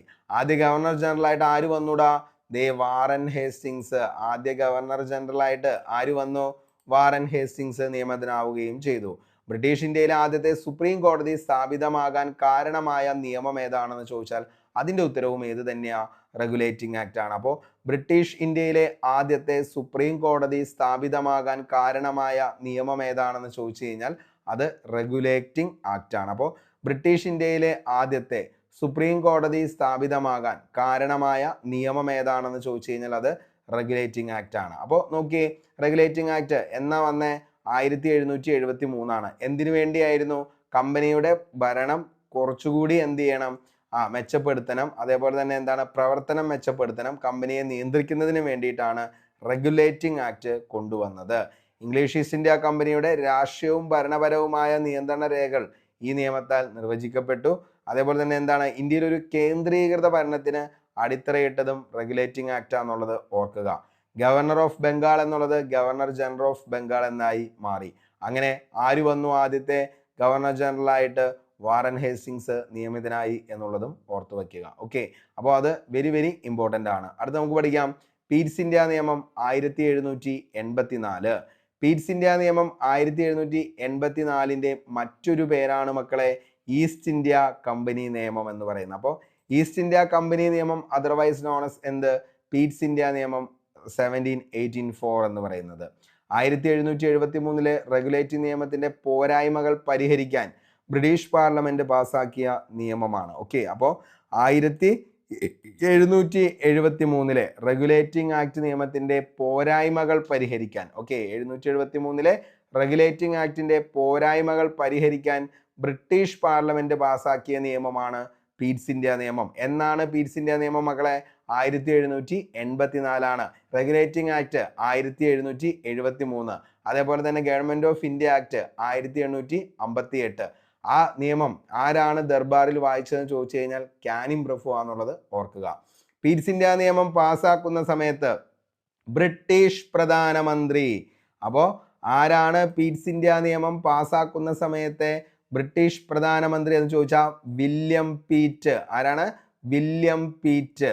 പീറ്റ്സിന്റെ നിയമം പാസ്സാക്കുന്ന സമയത്തെ ഗവർണർ ജനറൽ ആരാന്ന് ചോദിച്ചു കഴിഞ്ഞാൽ അത് വാറൻ ഹേസ്റ്റിങ്സ് ആണ്. കാരണം 1784 ഈസ്റ്റ് ഇന്ത്യ കമ്പനിയുടെ വാണിജ്യ രാഷ്ട്രീയ പ്രവർത്തനങ്ങൾ തമ്മിൽ വേർതിരിച്ച നിയമമായിരുന്നു ഏതെന്ന് പറയുന്നത്? പീറ്റ്സ് ഇന്ത്യ നിയമം എന്ന് പറയുന്നത്. അപ്പോൾ ഇംഗ്ലീഷ് ഈസ്റ്റ് ഇന്ത്യ കമ്പനിയുടെ വാണിജ്യ രാഷ്ട്രീയ പ്രവർത്തനങ്ങൾ തമ്മിൽ വേർതിരിച്ച നിയമം ഏതാണെന്ന് ചോദിച്ചാൽ മക്കളെ, അത് 1773 റെഗുലേറ്റിംഗ് ആക്ട് ആണ്.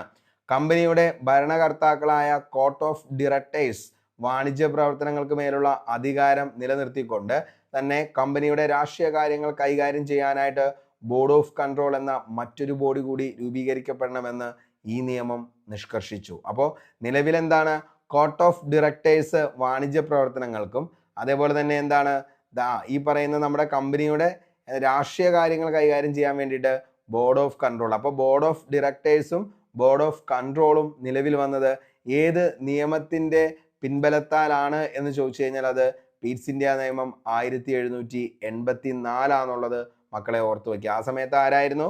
വാറൻ ഹേസിംഗ് ആയിരുന്നു ഗവർണർ ജനറൽ എന്നുള്ളതും ഓർത്തു വയ്ക്കുക.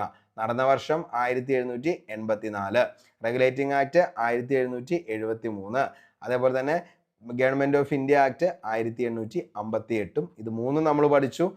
കൃത്യമായി മനസ്സിലായി എന്ന് കരുതുന്നു. നമുക്ക് അടുത്തൊരു ടോപ്പിക്കിലേക്ക് പോകാം. ഓക്കെ, അപ്പോൾ എന്താണ് താഴെ പറയുന്ന സംഭവങ്ങൾ നടന്ന കാലക്രമം അനുസരിച്ച് ക്രമീകരിക്കുക എന്നുള്ളതാണ് നമ്മുടെ ചോദ്യം എന്ന് പറയുന്നത്. നോക്കിയേ, നമുക്ക് ഓപ്ഷനിലേക്ക് നോക്കാം. Rowlatt act, Gandhi Irwin pact, Bengal വിഭജനം, നെഹ്റു റിപ്പോർട്ട്. അപ്പോൾ താഴെ പറയുന്ന സംഭവങ്ങൾ അവ നടന്ന കാലക്രമം അനുസരിച്ച്. ഓക്കെ, അപ്പോൾ നമുക്ക് കാലക്രമം നോക്കാം. അപ്പോൾ ഓരോന്നും പഠിച്ചതിന് ശേഷം നമുക്ക് വീണ്ടും ചോദ്യത്തിലേക്ക് വരാം. ഓക്കെ, അപ്പോൾ നോക്കിയേ, ബംഗാൾ വിഭജനം നടന്ന വർഷം എന്നാണെന്ന് ചോദിച്ചു കഴിഞ്ഞാൽ അതാണ് കാലക്രമത്തിൽ വരുമ്പോൾ ആദ്യം നമുക്ക് എന്ത് എഴുതേണ്ടത്. ഓക്കെ മകളെ, ഈ ഒരു ചോദ്യം എത്ര തവണ PSC ചോദിച്ചു എന്നുള്ളത് അറിയില്ല. അത്ര തവണ ചോദിച്ച ചോദ്യമാണ്. ബംഗാൾ വിഭജനം നടന്ന വർഷം എന്നാന്നുള്ളത് മകളെ ശ്രദ്ധിക്കുക. 1905 ഒക്ടോബർ 16 ബംഗാൾ വിഭജനം നടന്നത്. ഓക്കെ, അപ്പോൾ ബംഗാൾ വിഭജനം നടന്ന വർഷം എന്നാണെന്ന് ചോദിച്ചു കഴിഞ്ഞാൽ 1905 ഒക്ടോബർ 16 ബംഗാൾ വിഭജനം നടക്കുന്നത്. 1905 ഒക്ടോബർ 16. അതുകൊണ്ട് തന്നെ ദേശീയ വിലാപ ദിനമായി ആചരിച്ചത് ഏത് ദിവസമാണെന്ന് ചോദിച്ചു കഴിഞ്ഞാൽ അത് ഒക്ടോബർ 16 ദേശീയ വിലാപ ദിനമായി ആചരിച്ചത്. അപ്പോൾ ബംഗാൾ വിഭജനം നടന്ന വർഷം എന്ന 1905 ഒക്ടോബർ 16. ഭിന്നിപ്പിച്ച് ഭരിക്കുക എന്ന ബ്രിട്ടീഷ് നയത്തിന്റെ ഉദാഹരണമാണ് എന്തെന്ന് പറയുന്നത് ബംഗാൾ വിഭജനം എന്ന് പറയുന്നത്. ഓക്കെ, അപ്പോൾ ഡിവൈഡ് ആൻഡ് റൂൾ പോളിസി എന്നത് എന്തിൻ്റെ ആണ് എന്ന് ചോദിച്ചു കഴിഞ്ഞാൽ അത് ബംഗാൾ വിഭജനത്തിന്റെ ഉദാഹരണമാണ്, ഭിന്നിപ്പിച്ച് ഭരിക്കുക എന്നുള്ളത്. ഓക്കെ, അപ്പോൾ ഡിവൈഡ് ആൻഡ് റൂൾ പോളിസി താഴെ പറയുന്നവയിൽ എന്തുമായി ബന്ധപ്പെട്ടിരിക്കുന്നു എന്ന് ചോദിച്ചാൽ ബംഗാൾ വിഭജനമാണ്. നടന്ന വർഷം 1905 ഒക്ടോബർ 16. അതുകൊണ്ട് തന്നെ ദേശീയ വിലാപ ദിനമായി ബംഗാളിൽ ആചരിച്ചത് ഏത് ദിവസമാണെന്ന് ചോദിച്ചാൽ ഒക്ടോബർ 16. ബംഗാൾ വിഭജനം നിലവിൽ വരുമ്പോൾ വൈസ്രോയി ആരാന്ന് ചോദിച്ചാൽ മക്കളെ മിന്റോ സെക്കൻഡ്. ഒത്തിരി തവണ ചോദിച്ച ബംഗാൾ വിഭജനം നിലവിൽ വരുമ്പോൾ ആരാണ് എന്നുള്ളത്.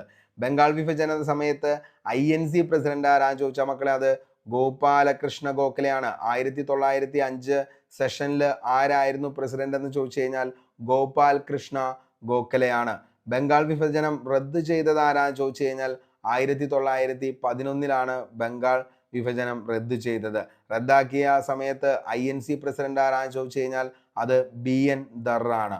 ഒക്ടോബർ 16 രക്ഷാബന്ധൻ ദിനമായി ആചരിക്കണമെന്ന് ആഹ്വാനം ചെയ്തത് താഴെ പറയുന്നവയിൽ ഏത് കവിയാണെന്ന് ചോദിച്ചു കഴിഞ്ഞാൽ അത് രവീന്ദ്രനാഥ ടാഗോർ ആണ്. അപ്പോൾ ഒക്ടോബർ 16 രക്ഷാബന്ധൻ ദിനമായി ആചരിക്കാൻ ആഹ്വാനം ചെയ്തത് ആരാന്ന് ചോദിച്ചാൽ മക്കളെ അത് രവീന്ദ്രനാഥ ടാഗോർ ആണ്. അപ്പോൾ ബംഗാൾ വിഭജനം നടക്കുന്ന സമയത്ത് ആരായിരുന്നു നമ്മുടെ വൈസ്രോയി അല്ലെങ്കിൽ പ്രഭു എന്ന് ചോദിച്ചു കഴിഞ്ഞാൽ അത് കഴ്സൺ ആണ്. റദ്ദ് ചെയ്യുന്ന സമയത്ത് ആരാന്ന് ചോദിച്ചു കഴിഞ്ഞാൽ ഹാർഡിഞ്ച് സെക്കൻഡ് ആണെന്നുള്ളതും ഓർത്ത് വയ്ക്കുക. അപ്പോൾ 1905 ബംഗാൾ വിഭജനം നടക്കുന്ന സമയത്ത് ആരാന്ന് ചോദിച്ചു കഴിഞ്ഞാൽ അത് കഴ്സൺ പ്രഭു ആണ്. ബംഗാൾ വിഭജനം നടക്കുന്നത് ആരുടെ കാലത്ത്? കഴ്സന്റെ ആണ്. അതേപോലെ തന്നെ അത് റദ്ദ് ചെയ്യുന്നത് ആരുടെ സമയത്താന്ന് ചോദിച്ചാൽ ഇനി റദ്ദ് ചെയ്ത വൈസ്രോയി ആരാന്ന് ചോദിച്ചു കഴിഞ്ഞാൽ അത് ഹാർഡിഞ്ച് സെക്കൻഡ് ആണ്. ഓക്കെ, അപ്പോൾ ബംഗാൾ വിഭജനം നടപ്പിലാക്കിയത് കഴ്സണും ബംഗാൾ വിഭജനം നിർത്തലാക്കിയത് ആരാന്ന് ചോദിച്ചാൽ അത് ഹാർഡിഞ്ച് സെക്കൻഡുമാണെന്നുള്ളത് ഓർത്തു വയ്ക്കുക. ഓക്കെ, അടുത്ത റൗലറ്റ് നിയമത്തെക്കുറിച്ച് നമുക്ക് നോക്കാം. ബംഗാളിലെയും പഞ്ചാബിലെയും രാഷ്ട്രീയ വിപ്ലവ പ്രസ്ഥാനത്തെക്കുറിച്ച് പഠിച്ച അന്വേഷണ കമ്മീഷന്റെ തലവനായിരുന്നു ജസ്റ്റിസ് റൗലറ്റ് എന്ന് പറയുന്നത്. അപ്പോൾ ബംഗാളിലെയും അതേപോലെ തന്നെ പഞ്ചാബിലെയും, ബംഗാള് പഞ്ചാബ് ഈ രണ്ട് സ്ഥലത്തെയും വിപ്ലവ പ്രസ്ഥാനങ്ങൾ, രാഷ്ട്രീയ വിപ്ലവ പ്രസ്ഥാനത്തെ കുറിച്ച് പഠിച്ച അന്വേഷണ കമ്മീഷന്റെ തലവനാണ് justice Rowlatt. Justice Sidney Rowlatt നേതൃത്വത്തിലുള്ള കമ്മീഷന് നൽകിയ റിപ്പോർട്ടിന്റെ അടിസ്ഥാനത്തിൽ നടപ്പിലാക്കിയ നിയമമാണ് റൗലറ്റ് നിയമം എന്ന് പറയുന്നത്. ഓക്കെ, അപ്പോൾ ജസ്റ്റിസ് സിഡ്നി റൗലറ്റിന്റെ നേതൃത്വത്തിലുള്ള കമ്മീഷൻ നൽകിയ റിപ്പോർട്ടിന്റെ അടിസ്ഥാനത്തിൽ നടപ്പിലാക്കിയ നിയമമാണ് മക്കളെ റൗലറ്റ് നിയമം. റൗലറ്റ് ആക്ടിന് ഔദ്യോഗിക നാമം അനാർക്കിയൽ ആൻഡ് റവല്യൂഷണറി ക്രൈം ആക്ട് എന്നുള്ളതാണ്. റൗലറ്റ് ആക്ടിന്റെ ഔദ്യോഗിക നാമം എന്താണെന്ന് ചോദിച്ചു കഴിഞ്ഞാൽ മക്കളെ എന്താണ്? അതായത് അനാർക്കിയൽ ആൻഡ് റവല്യൂഷണറി ക്രൈം ആക്ട് എന്നതാണ് റൗലറ്റ് ആക്ടിന്റെ ഔദ്യോഗിക നാമം എന്ന് പറയുന്നത്. അപ്പോൾ ഔദ്യോഗിക നാമം എന്താണെന്ന് ചോദിച്ചാൽ അനാർക്കിയൽ ആൻഡ് റവല്യൂഷണറി ക്രൈം ആക്ട് എന്നുള്ളതാണ് റൗലറ്റ് ആക്ടിന്റെ ഔദ്യോഗിക നാമം എന്ന് പറയുന്നത്. റൗലറ്റ് ആക്ട് പാസ്സാക്കിയത് എന്നാന്ന് ചോദിച്ചു കഴിഞ്ഞാൽ 1919 ഫെബ്രുവരിയിലാണ് റൗലറ്റ് ആക്ട് പാസ്സാക്കിയത്. 1919 ഫെബ്രുവരി. ഇനി റൗലറ്റ് ആക്ട് നിലവിൽ വന്നത് 19 മാർച്ച് 10 റൗലറ്റ് ആക്ട് നിലവിൽ വന്നത്. അപ്പോൾ റൗലറ്റ് ആക്ട് പാസ്സാക്കിയത് 1919 ഫെബ്രുവരിയാണ്. 1919 മാർച്ച് 10 റൗലറ്റ് ആക്ട് നിലവിൽ വന്നത്. നിയമം നടക്കുമ്പോൾ വൈസ്രോയി ആരാന്ന് ചോദിച്ചാൽ മക്കളെ ചെംസ്ഫോർഡ് പ്രഭു ആണ്. ഓക്കെ, അപ്പോൾ ലോർഡ് ചെംസ്ഫോർഡ് ആണ് നിയമം നടക്കുമ്പോൾ വൈസ്രോയി. റൗലറ്റ് ആക്ട് പിൻവലിച്ച വൈസ്രോയി ആരാന്ന് ചോദിച്ചു കഴിഞ്ഞാൽ പിൻവലിച്ചത് എങ്ങനെയാണ്? നന്നായി വായിച്ചു നോക്കിയിട്ടാന്ന് ഓർത്താൽ മതി. റീഡിംഗ് പ്രഭു ആണ്. ഓക്കെ, അപ്പോൾ റൗലറ്റ് ആക്ട് നടക്കുന്ന സമയത്ത് ചെംസ്ഫോർഡും റൗലറ്റ് ആക്ട് പിൻവലിച്ച വൈസ്രോയി ആരാന്ന് ചോദിച്ചു കഴിഞ്ഞാൽ മക്കളെ അത് റീഡിംഗ് പ്രഭു ആണ്. ഓക്കെ, റൗലറ്റ് നിയമത്തെ കരി നിയമം ചോദിച്ച ചോദ്യമാണ്. റൗലറ്റ് ആക്ടിനെ കരി നിയമം എന്ന് വിശേഷിപ്പിച്ചത് ഗാന്ധിജിയാണ്. അപ്പോൾ റൗലറ്റ് ആക്ടിനെ കരി നിയമം എന്ന് വിശേഷിപ്പിച്ചത് ആരാന്ന് ചോദിച്ചു കഴിഞ്ഞാൽ മക്കളെ അത് ഗാന്ധിജിയാണ്. ജാലിയൻ വാലാബാഗ് കൂട്ടക്കൊലയ്ക്ക് കാരണമായ നിയമം എന്ന് പറയുന്നതും ഇത് തന്നെയാണ്. ഇതിനെ പിന്തുണച്ച് ഇന്ത്യക്കാരൻ ആരാന്ന് ചോദിച്ചാൽ സി ശങ്കരൻ നായരാണ്. ഗാന്ധിജിയുടെ ദേശീയ രാഷ്ട്രീയത്തിലേക്കുള്ള കാൽവയ്പാണ് റൗലറ്റ് ആക്ടിനെതിരെയുള്ള പ്രതിഷേധ സമരം. ഗാന്ധിജി റൗലറ്റ് ആക്ടിനെതിരെ സത്യാഗ്രഹ സഭ സ്ഥാപിച്ചത് ബോംബെയിലാണ്. റൗലറ്റ് ആക്ടിനെതിരെ ദേശീയ വ്യാപകമായി ഗാന്ധിജി ഹർത്താലിന് ആഹ്വാനം ചെയ്തത് എന്നാണെന്ന് ചോദിച്ചാൽ 1919 ഏപ്രിൽ 6 റൗലറ്റ് ആക്ടിനെതിരെ ദേശീയ വ്യാപകമായിട്ട് ഗാന്ധിജി ഹർത്താലിന് എന്ത് ചെയ്തത്? ആഹ്വാനം ചെയ്തത്. ഓക്കെ, അപ്പോൾ റൗലറ്റ് ആക്ടിനെ കരി നിയമം എന്ന് വിശേഷിപ്പിച്ചത് മക്കളെ ആരാണ്? അത് നമ്മുടെ ഗാന്ധിജിയാന്നുള്ളത് ഓർക്കുക. ജാലിയൻ വാലാബാഗ് കൂട്ടക്കൊലയ്ക്ക് കാരണമായ നിയമം ഏതാണെന്ന് ചോദിച്ചാൽ അതും ഏത് തന്നെയാ? Rowlatt act. റൗലറ്റ് ആക്ടിനെ പിന്തുണച്ച ഇന്ത്യക്കാരൻ ആരാണ്? സി ശങ്കരൻ നായരാണ്. റൗലറ്റ് ആക്ടിനെ പിന്തുണച്ച ഇന്ത്യക്കാരൻ ചോദിച്ചാൽ സി ശങ്കരൻ നായർ. ഗാന്ധിജിയുടെ ദേശീയ രാഷ്ട്രീയത്തിലേക്കുള്ള കാൽവപ്പാണ് റൗലറ്റ് ആക്ടിനെതിരെയുള്ള പ്രതിഷേധ സമരം എന്നുള്ളതും ഓർത്തു വയ്ക്കുക. അപ്പോൾ ഇത്രയാണ് റൗലറ്റ് ആക്ടുമായി ബന്ധപ്പെട്ട് നമുക്ക് പഠിക്കാനുള്ളൂ. ബംഗാളിലെയും പഞ്ചാബിലെയും രാഷ്ട്രീയ വിപ്ലവ പ്രസ്ഥാനത്തെ കുറിച്ച് പഠിച്ച അന്വേഷണ കമ്മീഷന്റെ തലവനാണ് ജസ്റ്റിസ് റൗലറ്റ് എന്ന് പറയുന്നത്. ഓക്കെ, ഇനി റൗലറ്റ് ആക്ടിന്റെ യഥാർത്ഥ നാമം എന്താണെന്ന് ചോദിച്ചു കഴിഞ്ഞാൽ, അല്ലെങ്കിൽ ഔദ്യോഗിക നാമം അനാർക്കിയൽ ആൻഡ് റവല്യൂഷണറി ക്രൈം ആക്ട് എന്നതാണ്. ഇത് എന്നാണ് പാസ്സാക്കിയത്? 1919 ഫെബ്രുവരി. എന്നാണ് നിലവിൽ വന്നതെന്ന് ചോദിച്ചാൽ മക്കളെ 1919 മാർച്ച് 10. നിയമം നടക്കുമ്പോൾ ആരാ വൈസ്രോയി? ചെംസ്ഫോർഡ്. ആരാണിത് പിൻവലിച്ചത്? നന്നായി വായിച്ചു നോക്കി, റീഡിംഗ് പ്രഭു ആണെന്നുള്ളത് ഓർക്കുക. കരി നിയമം എന്ന് ഗാന്ധിജിയാണ് ഇതിനെ വിശേഷിപ്പിച്ചത് എന്നുള്ളതും ഓർക്കുക. അടുത്തത് നെഹ്റു റിപ്പോർട്ട്. നെഹ്റു റിപ്പോർട്ട് സമർപ്പിച്ച വർഷം എന്നാണെന്ന് ചോദിച്ചാൽ മക്കളെ 1928 ഓഗസ്റ്റ് 10 നെഹ്റു റിപ്പോർട്ട്. ഓക്കെ, അപ്പോൾ നെഹ്റു റിപ്പോർട്ട് സമർപ്പിച്ച വർഷം എന്നാണെന്ന് ചോദിച്ചു കഴിഞ്ഞാൽ എന്നാണ്? 1928 ഓഗസ്റ്റ് 10. ശ്രദ്ധിക്കുക, നെഹ്റു റിപ്പോർട്ടൊക്കെ ഒത്തിരി തവണ PSC ചോദിച്ചേക്കണയാ. അപ്പോൾ നെഹ്റു റിപ്പോർട്ട് സമർപ്പിച്ച വർഷം എന്നാണെന്ന് ചോദിച്ചാൽ ശ്രദ്ധിക്കുക, 1928 ഓഗസ്റ്റ് 10. 1928 ഓഗസ്റ്റ് 10. ഓക്കെ, ഇന്ത്യക്കാർക്ക് വേണ്ടി ഒരു ഭരണഘടന തയ്യാറാക്കി കൊടുക്കുവാൻ ബ്രിട്ടീഷ് ഗവൺമെന്റ് ഇന്ത്യക്കാരോട് ആവശ്യപ്പെട്ടതിന്റെ അടിസ്ഥാനത്തിൽ തയ്യാറാക്കിയ റിപ്പോർട്ടാണ് ഏതെന്ന് പറയുന്നത്? നെഹ്റു റിപ്പോർട്ട്.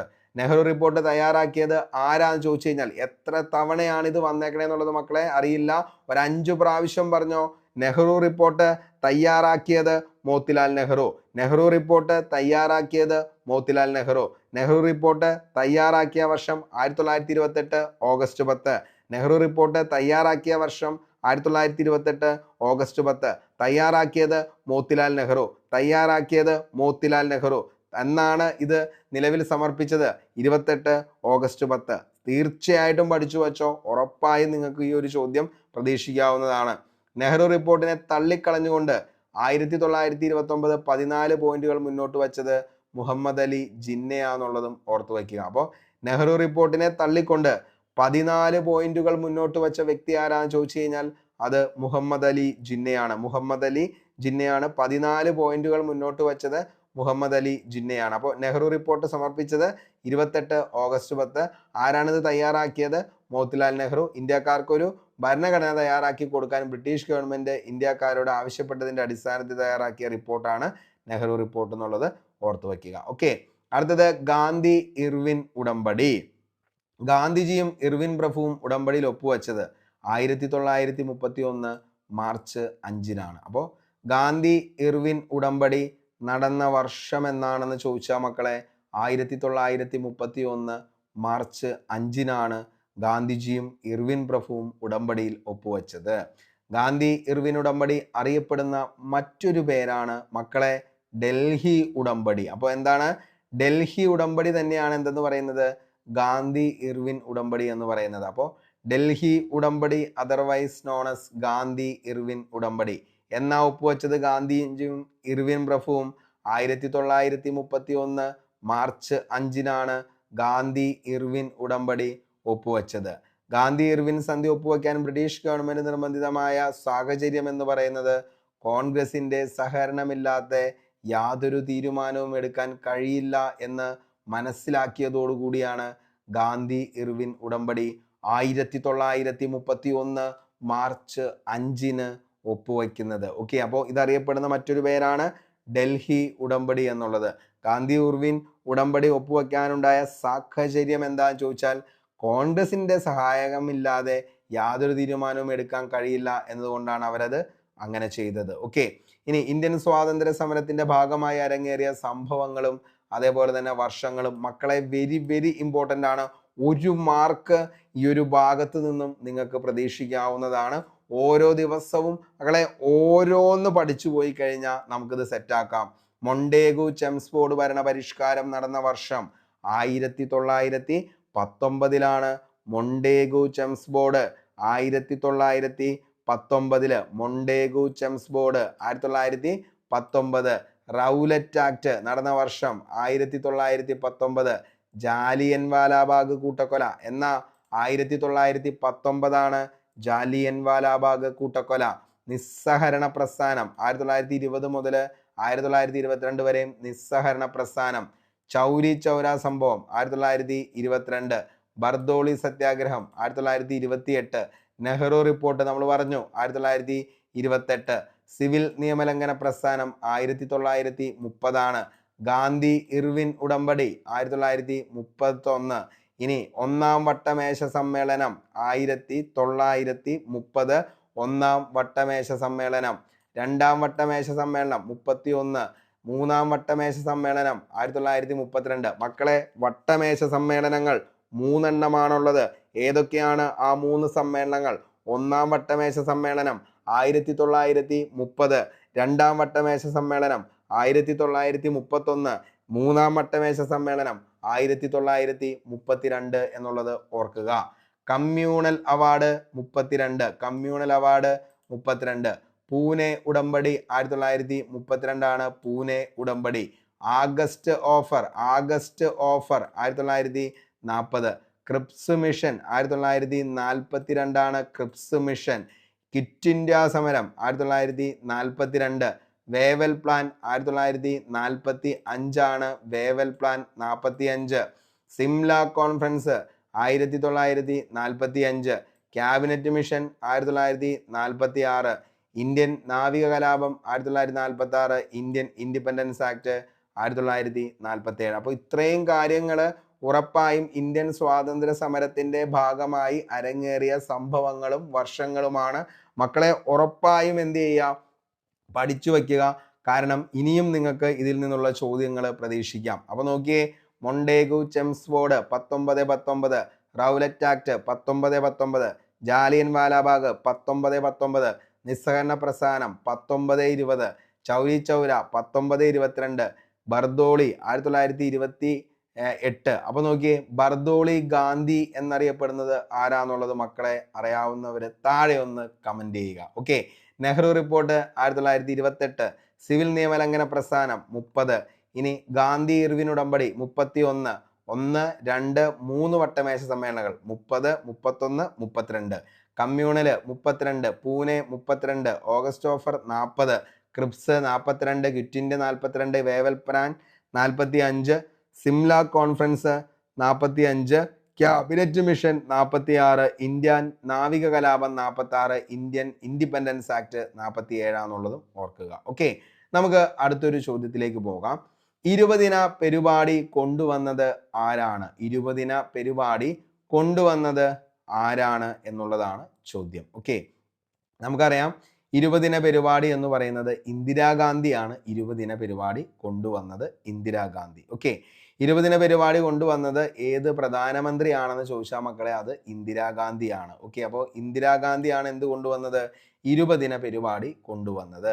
20 പരിപാടി ആദ്യമായി ആരംഭിച്ച വർഷം എന്നാണെന്ന് ചോദിച്ചാൽ 1975 20 പരിപാടി ആദ്യമായിട്ട് ആരംഭിച്ചത്. പിന്നീട് ഇത് 1982, 86, 2006 എന്നീ വർഷങ്ങളിലായി പുനഃസംഘടിപ്പിച്ചു. 5ാം പഞ്ചവത്സര പദ്ധതി കാലത്ത് കൊണ്ടുവന്ന പരിപാടിയാണ് 20 പരിപാടി. അതാണ് ഇവിടെ നിങ്ങൾക്ക് ഇമ്പോർട്ടൻ്റ് ആയിട്ട് നോക്കേണ്ടത്. 20 പരിപാടി കൊണ്ടുവന്നത് ഏത് പഞ്ചവത്സര പദ്ധതിയുടെ കാലത്താണെന്ന് ചോദിച്ചു കഴിഞ്ഞാൽ അത് ഏതാണ്? 5ാം പഞ്ചവത്സരം. അപ്പോൾ മക്കളെ 5ാം പഞ്ചവത്സര പദ്ധതിയുടെ കാലത്താണ് 20 പരിപാടികൾ കൊണ്ടുവന്നത് എന്നുള്ളത് ഓർത്തു വയ്ക്കുക. ഓക്കെ, അപ്പോൾ 20 പരിപാടി കൊണ്ടുവന്നത് ഏത് പഞ്ചവത്സര പദ്ധതിയാ? 5ാം പഞ്ചവത്സര പദ്ധതി. ആരാ കൊണ്ടുവന്നത്? ഇന്ദിരാഗാന്ധി. ആദ്യമായിട്ട് ഇത് വരുന്നത് ഏത് വർഷമാ? 1975. കാലാവധി പൂർത്തിയാക്കാത്ത ഏക പഞ്ചവത്സര പദ്ധതിയാണ് ഏതെന്ന് പറയുന്നത്? ഈ പറയുന്ന 5ാം പഞ്ചവത്സര പദ്ധതി. ഓക്കെ, അപ്പോൾ കാലാവധി പൂർത്തിയാകാത്ത ഏക പഞ്ചവത്സര പദ്ധതി എന്നറിയപ്പെടുന്നതും 5ാം പഞ്ചവത്സര പദ്ധതിയാണെന്നുള്ളത് ഓർത്തു വയ്ക്കുക. മില്ലേനിയം ഡെവലപ്മെന്റ് ഗോൾസ് MDGs ലക്ഷ്യങ്ങളും ദേശീയ പൊതു മിനിമം പരിപാടി നാഷണൽ കോമൺ മിനിമം പ്രോഗ്രാം പരിഗണിച്ചാണ് 2006 ഇത് പുനഃസംഘടിപ്പിച്ചത് എന്നുള്ളത് കൂടി ഓർത്തു വയ്ക്കുക. ഓക്കെ, അപ്പോൾ MDGsന്റെ ലക്ഷ്യങ്ങളും ദേശീയ പൊതു മിനിമം പരിപാടിയുടെയും ലക്ഷ്യങ്ങൾ പരിഗണിച്ചാണ് 2006 ഈ ഒരു സംഭവം 20 പരിപാടി വീണ്ടും എന്ത് ചെയ്തത്? പുനഃസംഘടിപ്പിച്ചത്. രാജ്യത്തെ ദാരിദ്ര്യം തുടച്ചു നീക്കുക, അതോടൊപ്പം പാവപ്പെട്ടവരുടെയും പിന്നോക്കം നിൽക്കുന്നവരുടെയും ജീവിത നിലവാരം മെച്ചപ്പെടുത്തുക എന്നതാണ് 20 പരിപാടിയുടെ പ്രധാന ലക്ഷ്യമെന്ന് പറയുന്നത്. ദാരിദ്ര്യം, തൊഴിൽ, വിദ്യാഭ്യാസം, ആരോഗ്യം, ശുദ്ധമായ കുടിവെള്ളം, ഭക്ഷ്യസുരക്ഷ, കാർഷിക ഉൽപാദനക്ഷമത, പരിസ്ഥിതി സംരക്ഷണം, സ്ത്രീകൾക്കും മറ്റു ദുർബല വിഭാഗങ്ങൾക്കും വേണ്ടിയുള്ള പദ്ധതികൾ എന്നിങ്ങനെയുള്ള നിരവധി സാമൂഹിക സാമ്പത്തിക വിഷയങ്ങൾ ഈ പരിപാടിയിൽ ഉൾപ്പെടുത്തിയിട്ടുണ്ട് എന്നുള്ളത് കൂടി മനസ്സിലാക്കി വയ്ക്കുക. ഓക്കെ, അപ്പോൾ ദാരിദ്ര്യം, തൊഴിൽ, വിദ്യാഭ്യാസം, ആരോഗ്യം, ശുദ്ധമായ കുടിവെള്ളം, ഭക്ഷ്യസുരക്ഷ, കാർഷിക ഉൽപാദനക്ഷമത, പരിസ്ഥിതി സംരക്ഷണം, സ്ത്രീകൾക്കും മറ്റു ദുർബല വിഭാഗങ്ങൾക്കും വേണ്ടിയുള്ള പദ്ധതികൾ എന്നിങ്ങനെയുള്ള നിരവധി സാമൂഹിക സാമ്പത്തിക വിഷയങ്ങൾ ഈ പരിപാടിയിൽ ഉൾപ്പെടുത്തിയിട്ടുണ്ട്. ഓക്കെ, അപ്പോൾ ഒന്ന് പഠിച്ചു വച്ചോ എന്തൊക്കെയായിരുന്നു 20 പരിപാടികൾ ഉൾപ്പെടുത്തിയിട്ടുള്ളതും എന്നാണ് വന്നത് എന്നുള്ളതും ആരാണിത് കൊണ്ടുവന്നത് എന്നുള്ളതും മനസ്സിലാക്കി വയ്ക്കുക. ഏത് പഞ്ചവത്സര പദ്ധതിയാ മക്കളെ? 5ാം പഞ്ചവത്സര പദ്ധതി. ഓക്കെ, അപ്പോൾ ഇത്രയും കാര്യങ്ങളൊന്ന് ഓർത്തു വയ്ക്കുക. 5ാം പഞ്ചവത്സര പദ്ധതിയുടെ പ്രധാന മുദ്രാവാക്യമായിരുന്നു ഗരീബി ഹഠാവോ എന്ന് പറഞ്ഞത്, ദാരിദ്ര്യം തുടച്ചു മാറ്റുക. ഓക്കെ, ഇനി ഇന്ദിരാഗാന്ധിയെ കുറിച്ച് നമുക്കൊന്ന് നോക്കാം. 1966, 1977, 80, 84 ഇന്ത്യൻ പ്രധാനമന്ത്രി പദവിയിലെത്തിയ ആദ്യ വനിതയാണ് ആരെന്ന് പറയുന്നത്? ഇന്ദിരാഗാന്ധി. ഓക്കെ, അപ്പോൾ ഇന്ത്യൻ പ്രധാനമന്ത്രി പദവിയിലെത്തിയ ആദ്യ വനിത ആരാന്ന് ചോദിച്ചു കഴിഞ്ഞാൽ അതാണ് ആരെന്ന് പറയുന്നത്? ഇന്ദിരാഗാന്ധി. ലോകത്തിലെ 2ാമത്തെ വനിതാ പ്രധാനമന്ത്രിയാണ്. ആസൂത്രണ കമ്മീഷന്റെ ചെയർപേഴ്സണായ ആദ്യ വനിതയാണ് ആരെന്ന് പറയുന്നത് ഇന്ദിരാഗാന്ധി. ഓക്കെ, അപ്പോൾ ഇന്ദിരാഗാന്ധിയാണ് ലോകത്തിലെ രണ്ടാമത്തെ തന്നെ വനിതാ പ്രധാനമന്ത്രി. അങ്ങനെയാണെങ്കിൽ ലോകത്തിലെ ആദ്യത്തെ വനിതാ പ്രധാനമന്ത്രി ആരാന്ന് ചോദിച്ചു കഴിഞ്ഞാൽ മക്കളെ നമുക്കറിയാം, സിരിമാവോ ഭണ്ഡാര നായികയാണ്. സിരിമാവോ ഭണ്ഡാര നായിക, അതായത് ശ്രീലങ്കൻ പ്രധാനമന്ത്രിയാണ് സിരിമാവോ ഭണ്ഡാര നായിക. അന്ന് ഈ പറയുന്ന ശ്രീലങ്ക സിലോൺ എന്ന പേരിലാണ് അറിയപ്പെട്ടിരുന്നത്. ഈ പറയുന്ന സിരിമാവോ ഭണ്ഡാര നായിക അധികാരമേറ്റത് 1960 ജൂലൈ 21 കാലഘട്ടത്തിലൊക്കെയാണ്. അതേപോലെ തന്നെ 3 തവണയായി ശ്രീലങ്കയുടെ പ്രധാനമന്ത്രിയായിട്ട് ഈ പറയുന്ന സിരിമാവോ ഭണ്ഡാര നായിക എന്നുള്ളത് ജസ്റ്റ് ഒന്ന് ഓർത്തു വച്ചേക്കുക. അതായത് ലോകത്തിലെ ആദ്യത്തെ സിരിമാവോ ഭണ്ഡാര നായികയും രണ്ടാമത്തെ ചോദിച്ചു കഴിഞ്ഞാലാണ് അത് ആരെന്ന് പറയുന്നത് നമ്മുടെ ഇന്ദിരാഗാന്ധി എന്നുള്ളതും ഓർത്തു വയ്ക്കുക. ആസൂത്രണ കമ്മീഷന്റെ ചെയർപേഴ്സണായ ആദ്യ വനിത, ആസൂത്രണ കമ്മീഷന്റെ ചെയർപേഴ്സണായ ആദ്യ വനിതയാണ് ആരെന്ന് പറയുന്നത് ഇന്ദിരാഗാന്ധി. നമ്മൾ പറഞ്ഞു ഗരീബി ഹട്ടാവോ എന്ന മുദ്രാവാക്യം ഉയർത്തിയ പ്രധാനമന്ത്രി. ഇത് ഏത് സമയത്താണെന്ന് ചോദിച്ചു കഴിഞ്ഞാൽ 5ാം പഞ്ചവത്സര പദ്ധതിയുടെ കാലത്താണ് ഗരീബി ഹട്ടാവോ, ദാരിദ്ര്യം തുടച്ചു മാറ്റൂ എന്നുള്ള ഈ ഒരു മുദ്രാവാക്യം ഇന്ദിരാഗാന്ധി ഉയർത്തുന്നത്. അതേപോലെ തന്നെ വിദ്യാർത്ഥികളെ സംഘടിപ്പിച്ചുകൊണ്ട് സ്വാതന്ത്ര്യ സമര പ്രസ്ഥാനത്തിലെ ചെറു സഹായങ്ങൾ നൽകാൻ ഇന്ദിരാഗാന്ധി ആരംഭിച്ച സംഘടനയാണ് വാനരസേന. അപ്പോൾ വാനരസേന എന്ന് പറയുന്ന ആ ഒരു സംഘടന ആരുടെ ആയിരുന്നു എന്ന് ചോദിച്ചു കഴിഞ്ഞാൽ ഇന്ദിരാഗാന്ധിയുടെ ആണെന്നുള്ളത് ഓർത്തു വയ്ക്കുക. ഓക്കെ, ഇനി രാജീവ് ഗാന്ധിനെ കുറിച്ചാണ് 84 to 89 കാലഘട്ടം. ഇന്ത്യൻ വിവര സാങ്കേതിക വിദ്യയുടെ പിതാവ് എന്നറിയപ്പെടുന്നത്, ഏറ്റവും കൂടുതൽ PSC ചോദിച്ചേക്കുന്ന ഒരു ചോദ്യവും ഇത് തന്നെയാണ്. ഇന്ത്യൻ വിവര സാങ്കേതിക വിദ്യയുടെ പിതാവ് എന്നറിയപ്പെടുന്നത് ആരാണ് എന്ന് ചോദിച്ചു കഴിഞ്ഞാൽ അതാരാ? രാജീവ് ഗാന്ധിയാണ്. ഇന്ത്യൻ വിവര സാങ്കേതിക വിദ്യയുടെ പിതാവ് എന്നറിയപ്പെടുന്നത് രാജീവ് ഗാന്ധി. ഭോപ്പാൽ വാതക ദുരന്തം 1984 നടന്ന സമയത്തെ ഇന്ത്യൻ പ്രധാനമന്ത്രി. ഭോപ്പാൽ വാതക ദുരന്തം എന്ന 1984. കൂറുമാറ്റ നിരോധന നിയമം പാസ്സാക്കിയ ആരാന്ന് ചോദിച്ചു കഴിഞ്ഞാൽ അതും ആരാണ്? ഈ പറയുന്ന രാജീവ് ഗാന്ധിയാണ്. ആന്റി ഡിഫെക്ഷൻ ലോ എന്ന് പറയുന്നതും നടപ്പാക്കിയത് ആരാണ്? ഈ പറയുന്ന രാജീവ് ഗാന്ധിയാണ്. 89 വോട്ടിംഗ് പ്രായം 21 നിന്ന് 18 കുറച്ചത് നമ്മൾ കഴിഞ്ഞ ദിവസമൊക്കെ ഇത് ഡിസ്കസ് ചെയ്ത് പോയതാണ്. 1989 വോട്ടിംഗ് പ്രായം 21 നിന്ന് 18 കുറച്ച പ്രധാനമന്ത്രിയാണ് രാജീവ് ഗാന്ധി. ബോഫോഴ്സ് ആയുധ ഇടപാടുമായി ബന്ധപ്പെട്ട ആരോപണ വിധേയനായ ഇന്ത്യൻ പ്രധാനമന്ത്രിയും ആര് തന്നെയാ? നമ്മുടെ രാജീവ് ഗാന്ധിയാണ്. മരണാനന്തര ബഹുമതിയായി ഭാരതരത്ന ലഭിച്ചു രണ്ടാമത്തെ ഇന്ത്യൻ പ്രധാനമന്ത്രി 1991. ജവഹർ റോസ്ഗാർ യോജന എന്ന പദ്ധതി കൊണ്ടുവന്നു, അതായത് JRY കൊണ്ടുവന്നത് ആരാന്ന് ചോദിച്ചു കഴിഞ്ഞാൽ അത് രാജീവ് ഗാന്ധിയാണ്. ജവഹർ റോസ്ഗാർ യോജന. അപ്പോൾ മക്കളെ നമ്മൾ രാജീവ് ഗാന്ധിയുമായി ബന്ധപ്പെട്ട് പറഞ്ഞ പോയിന്റ്സ് ഒന്നുകൂടി പറയാം. അതായത് ഇന്ത്യൻ വിവര സാങ്കേതിക വിദ്യയുടെ പിതാവ് എന്നറിയപ്പെടുന്നത് പ്രധാനമന്ത്രി രാജീവ് ഗാന്ധിയാണ്. ഇന്ത്യൻ വിവര സാങ്കേതിക വിദ്യയുടെ പിതാവ് എന്നറിയപ്പെടുന്നത്. 84 ഭോപ്പാൽ ദുരന്തം, കൂറുമാറ്റ നിരോധന നിയമം പാസാക്കി, വോട്ടിംഗ് പ്രായം 21 നിന്ന് 18 കുറച്ചു. മരണാനന്തര ബഹുമതി അദ്ദേഹത്തിന് എന്ത് കിട്ടി? ഈ പറയുന്ന ഭാരതരത്നം കിട്ടി. ബോഫോഴ്സ് ആയുധ ഇടപാടുമായി ബന്ധപ്പെട്ട് ആരോപണ വിധേയനായ ഇന്ത്യൻ പ്രധാനമന്ത്രി ചോദിച്ചു കഴിഞ്ഞാൽ അതിൻ്റെ ഉത്തരവും ആര് തന്നെയാ? രാജീവ് ഗാന്ധിയാണ്. JRY ആരംഭിച്ചത് ആരുടെ കാലത്താന്ന് ചോദിച്ചു കഴിഞ്ഞാൽ അതും ആരുടെയാണ്? നമ്മുടെ രാജീവ് ഗാന്ധി. അടുത്തത് നരസിംഹറാവു 91 to 96.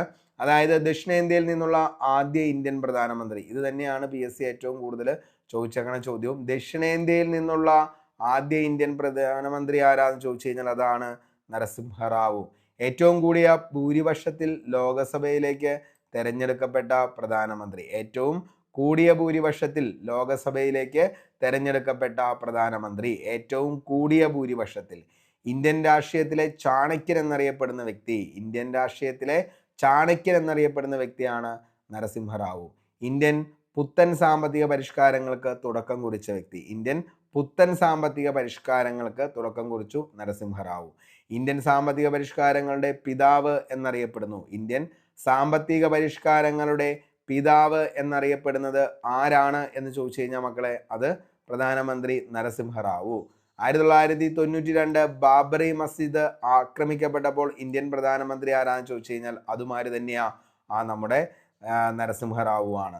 92 73 ഭരണഘടനാ ഭേദഗതിയെ തുടർന്ന് പഞ്ചായത്ത് രാജ് നിയമം പാസാക്കിയത് നരസിംഹറാവു പ്രധാനമന്ത്രിയുടെ കാലത്താണ്. Panchayat Raj very very important ആണ്.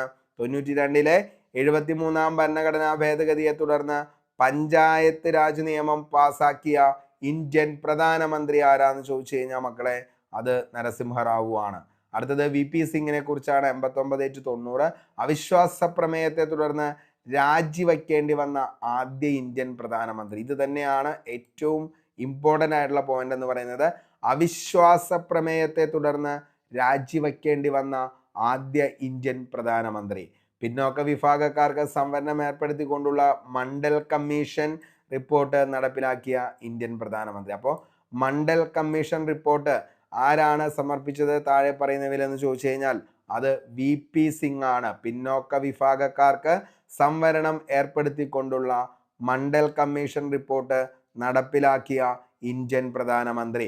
പിന്നോക്ക വിഭാഗക്കാർക്ക് സംവരണം ഏർപ്പെടുത്തിക്കൊണ്ടുള്ള മണ്ഡൽ കമ്മീഷൻ റിപ്പോർട്ട് നടപ്പിലാക്കിയ ഇന്ത്യൻ പ്രധാനമന്ത്രിയാണ് ആരെന്ന് പറയുന്നത് VP സിംഗ്. അപ്പോൾ ദക്ഷിണേന്ത്യയിൽ നിന്നുള്ള ആദ്യ ഇന്ത്യൻ പ്രധാനമന്ത്രി ആരാ? നരസിംഹറാവു. ഇന്ത്യൻ വിവര സാങ്കേതിക വിദ്യയുടെ പിതാവാരാ? രാജീവ് ഗാന്ധി. ഇന്ത്യൻ പ്രധാനമന്ത്രി പദവിയിലെത്തിയ ആദ്യ വനിത ആരാ? ഇന്ദിരാഗാന്ധി. അപ്പോൾ 20 പരിപാടി ആരുടെ സംഭാവനയായിരുന്നു? ഇന്ദിരാഗാന്ധിയുടെ സംഭാവനയായിരുന്നു എന്തെന്ന് പറയുന്നത് മക്കളെ 20 പരിപാടികൾ എന്ന് പറയുന്നത്. അപ്പോൾ 20 പരിപാടി കൊണ്ടുവന്നത് ആരാണ്? ഇന്ദിരാഗാന്ധി. എന്നാണ്? 1975-ലാണ്. അതേപോലെ തന്നെ 20 പരിപാടി ഏത് പഞ്ചവത്സര പദ്ധതിയുടെ കാലത്താ മക്കളെ? അത് 5ാം പഞ്ചവത്സര പദ്ധതിയുടെ കാലത്ത്. കാലാവധി പൂർത്തിയാക്കാത്ത ഏക പഞ്ചവത്സര പദ്ധതി. ഗരീബി ഹഠാവോ എന്ന മുദ്രാവാക്യം ഉയർത്തിയ പഞ്ചവത്സര പദ്ധതി. ഇതൊക്കെ ഏതാണ്? 5ാം പഞ്ചവത്സര പദ്ധതിയുടെ കാലത്താണെന്നുള്ളത് ഓർത്തു വയ്ക്കുക. ഓക്കെ, അപ്പോൾ ഇത്രയും കാര്യങ്ങളാണ് ഇന്നത്തെ ക്ലാസ്സിൽ നമ്മൾ ഡിസ്കസ് ചെയ്യാനായിട്ട് ഉദ്ദേശിച്ചത്. ഇന്നത്തെ ക്ലാസ് എല്ലാവർക്കും വ്യക്തമായി തന്നെ മനസ്സിലായി എന്ന് കരുതുന്നു. അപ്പോൾ എല്ലാവരും കിടിലമായി തന്നെ പഠിച്ച് മുന്നോട്ടേക്ക് പോവുക. നമ്മൾ നന്നായിട്ട് പഠിച്ചു കഴിഞ്ഞാൽ ഉറപ്പായിട്ടും അതിൻ്റെ റിസൾട്ട് ഇന്നല്ലെങ്കിൽ നാളെ നമുക്ക് ലഭിക്കുന്നതായിരിക്കും. അപ്പോൾ അതിനെക്കുറിച്ച് ആലോചിച്ച് ആരും ടെൻഷൻ അടിക്കേണ്ട. ഉറപ്പായും നിങ്ങൾ ഈ ഒരു രീതിയിൽ പഠിച്ചു പോയി കഴിഞ്ഞാൽ നല്ലൊരു റാങ്കിലേക്ക് നിങ്ങൾക്ക് എത്താനായിട്ട് പറ്റും. അപ്പോൾ ഇന്ന് പറഞ്ഞ ചോദ്യങ്ങൾ നമുക്ക് ജസ്റ്റ് ഒന്നുകൂടി നോക്കിയിട്ട് പോവാം. അപ്പോൾ നമ്മൾ ഏറ്റവും അവസാനം പറഞ്ഞു നിർത്തിയത് ഏതാണെന്ന് ചോദിച്ചു കഴിഞ്ഞാൽ ഏതായിരുന്നു? 20 പരിപാടി കൊണ്ടുവന്നത് ആരാന്നുള്ളതാണ്. അതിൻ്റെ ഫുള്ളായിട്ടുള്ള കാര്യങ്ങൾ നമ്മൾ പറഞ്ഞു. 20 പരിപാടി കൊണ്ടുവന്നത് ഇന്ദിരാഗാന്ധിയാണ്. 75-ലാണ്. അതേപോലെ തന്നെ എന്താണ്? ഏത് പഞ്ചവത്സര പദ്ധതിയാണ്? 5ാം പഞ്ചവത്സര പദ്ധതി. കാലാവധി പൂർത്തിയാക്കാത്തതും 5ാം പഞ്ചവത്സര പദ്ധതിയുടെ കാലത്താണ്. ഓക്കെ, അപ്പോൾ അത് ഒന്ന് ഓർത്തു വയ്ക്കുക. 20 പരിപാടി കൊണ്ടുവന്നത് ആരാണ്? ഇന്ദിരാഗാന്ധിയാണ്. ഓക്കെ, ഇനി നമ്മൾ അടുത്ത് പറഞ്ഞു, അതായത് എന്താണ് ഈ പറയുന്ന താഴെ പറയുന്ന സംഭവങ്ങൾ അവ നടന്ന കാലക്രമം അനുസരിച്ച് ക്രമീകരിക്കുക. അപ്പോൾ നമ്മൾ പറഞ്ഞു എന്നാണ് റൗലറ്റ് ആക്ട് നടന്നത് എന്നുള്ളത്. റൗലറ്റ് ആക്ട് നടന്ന വർഷം എന്നാണ് മക്കളെ? റൗലറ്റ് ആക്ട് നടന്ന വർഷം നമ്മൾ പറഞ്ഞു. റൗലറ്റ് ആക്ട് നടന്ന വർഷമാണ് എന്നു പറയുന്നത്. എന്നാണ് നടന്നത്? 1919-ലാണ് റൗലറ്റ് ആക്ട്. ഇത് ഇവിടെ കിടക്കണു. റൗലറ്റ് ആക്ട് നടന്നത് 1919-ലാണ്. ഓക്കെ, ഇനി അടുത്തത് നമ്മൾ പറഞ്ഞു. അടുത്ത ഏതാണ് നമ്മൾ പറഞ്ഞത്? യെസ്, അടുത്തത് എന്താണ്? ബംഗാൾ വിഭജനം നടന്ന വർഷം എന്നാണ്?